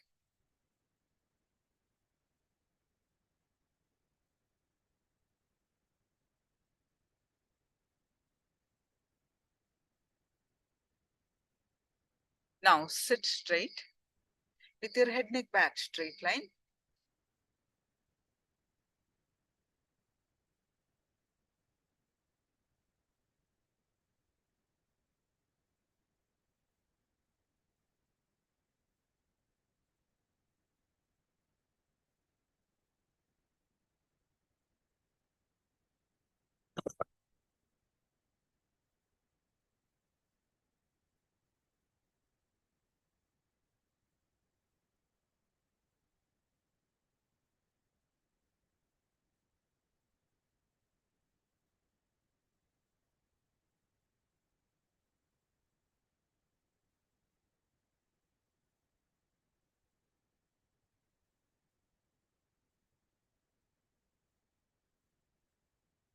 Next up,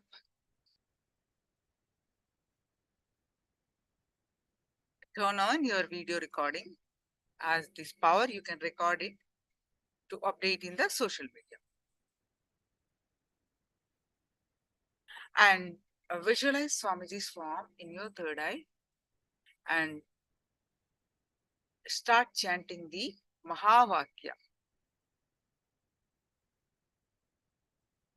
to declare yourself that you are Paramashiva. You are Nithyananda Paramashiva, declaring your authentic self, declaring your highest divine self.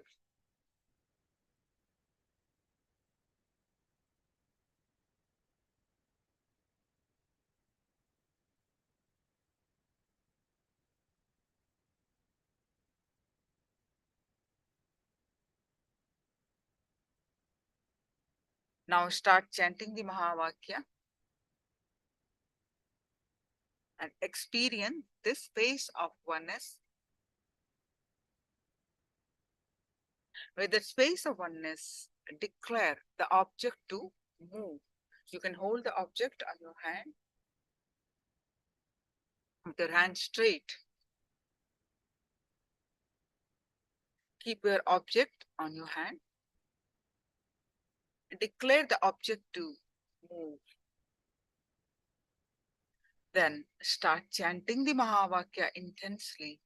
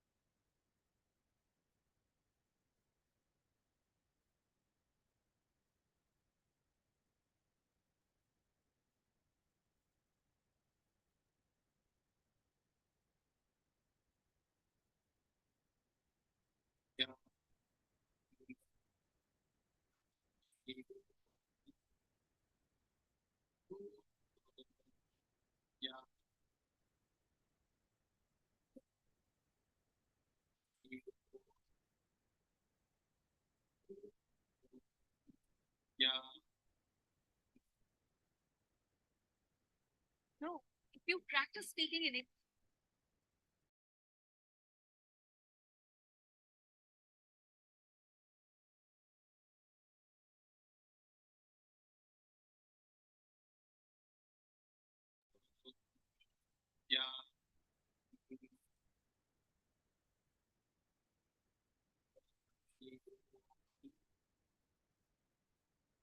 Now,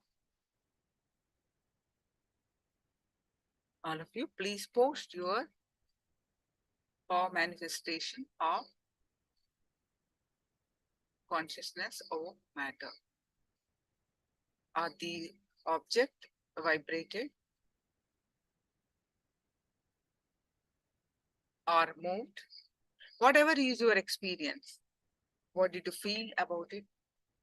Quickly post your power manifestation result in the chat.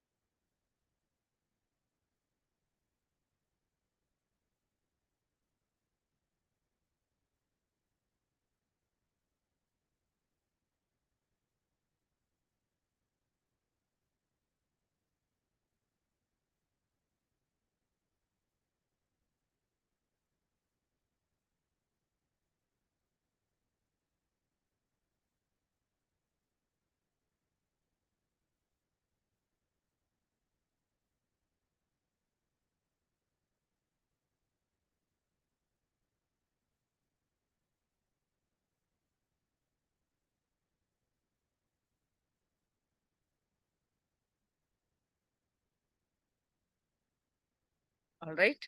So let's move on to our next session.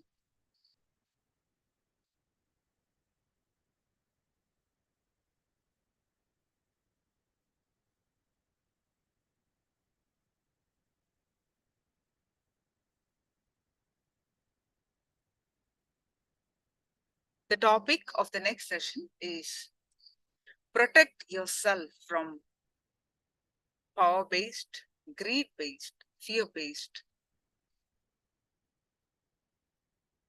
thinking or thought currents. Protect yourself from greed-based, power-based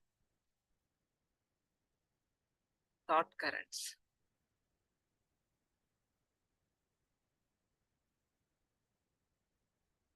Let's listen from Swamiji the powerful cognitions about how we protect ourselves from the greed, fear, all the negative thought currents. How do we protect? Stay tuned to listen to Swami.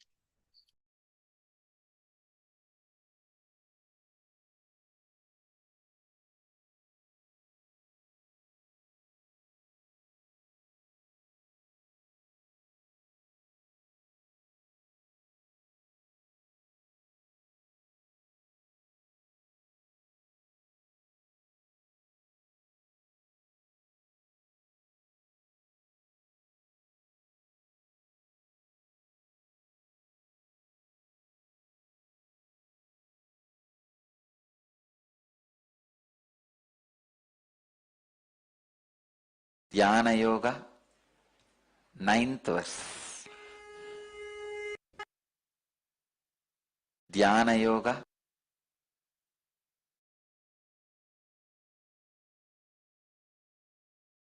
in Bhagavad Gita, 6th chapter, Dhyana Yoga, 9th verse.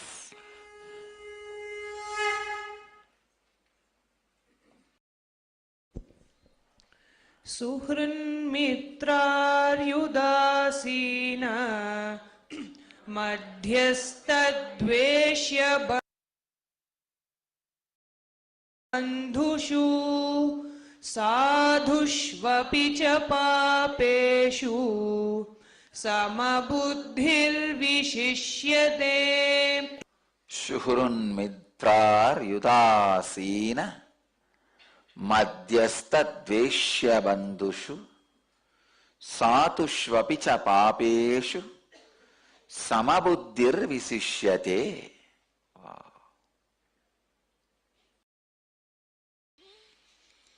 The translation: the one who feels the same towards an affectionate person, a friend, an enemy, the indifferent, the neutral, the hateful one, the unfriendly, the noble one, or a sinner, is said to be established in a superior state.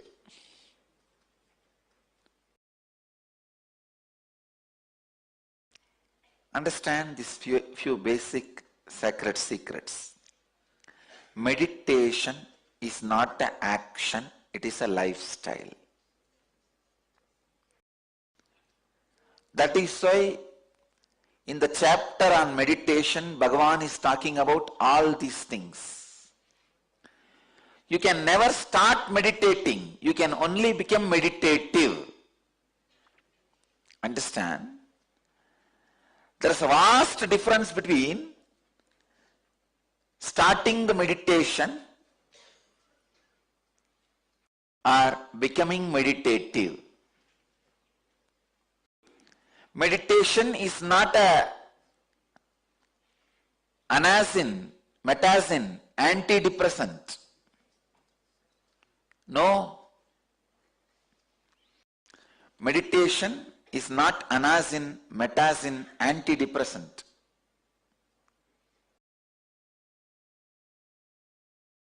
Please understand. Meditation cannot be just repairing something in you.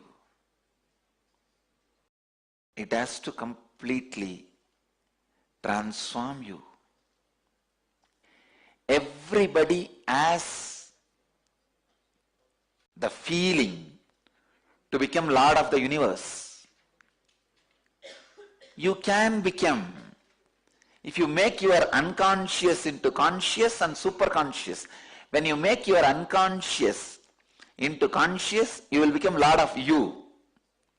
When you raise that to the superconscious, you will become Lord of whatever is in your space. More than the word Lord, I'll use you will be in tune with the whole.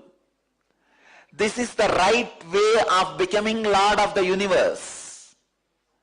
But instead, you try to become a power center through political power. I tell you,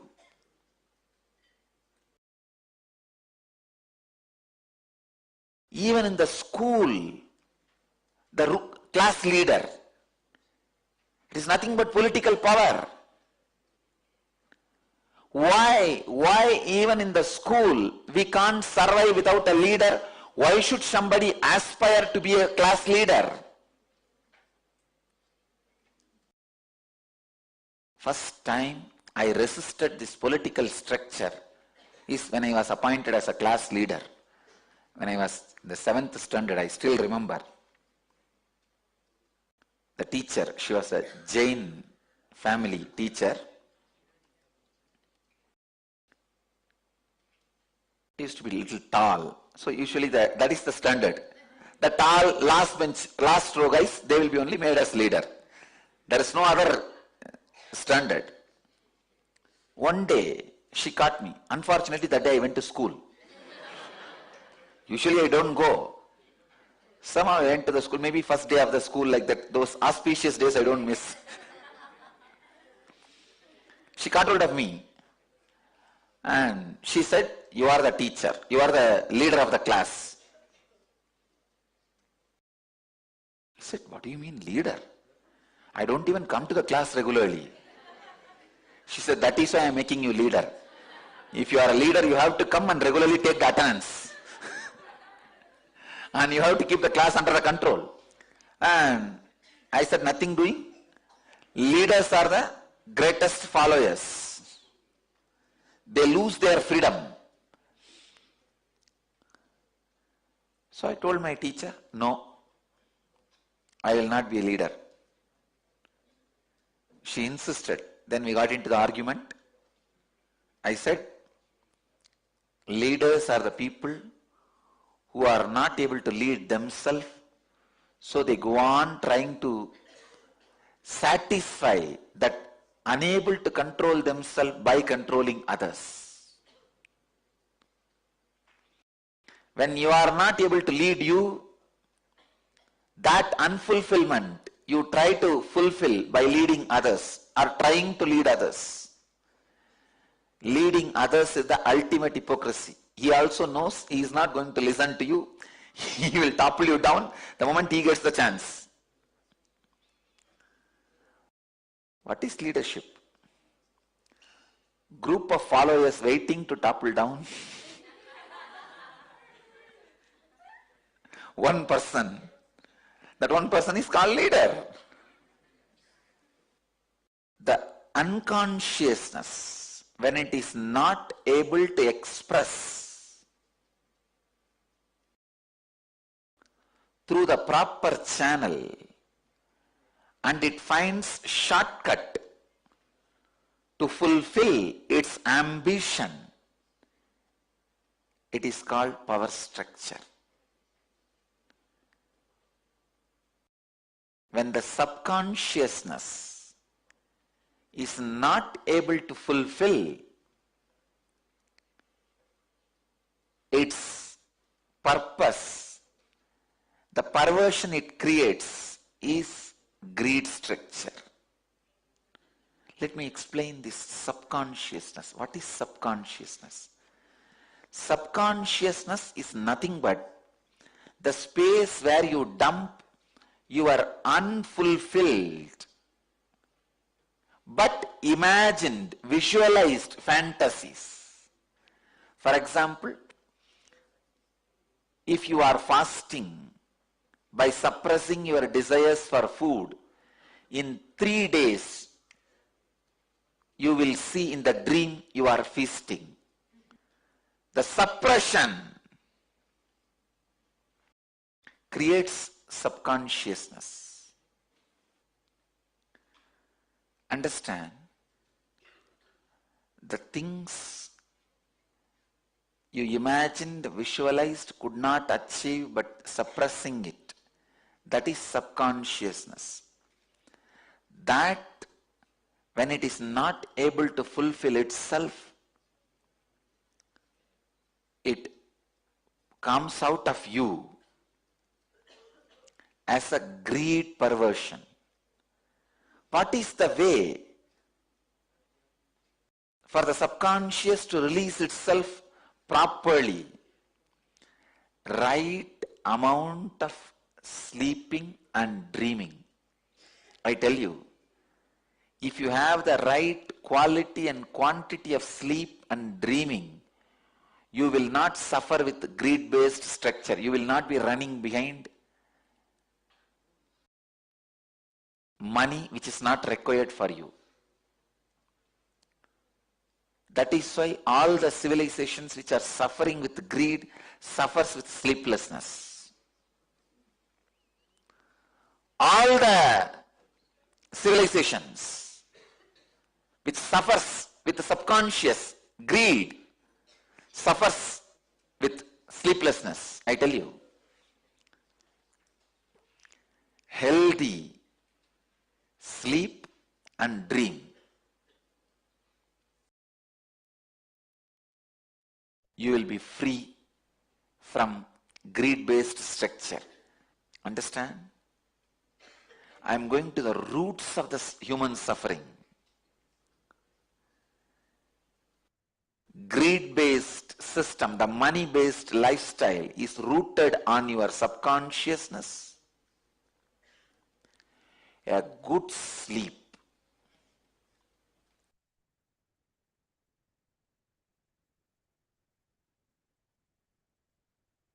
good sleep will naturally have the proper period of conscious dreaming.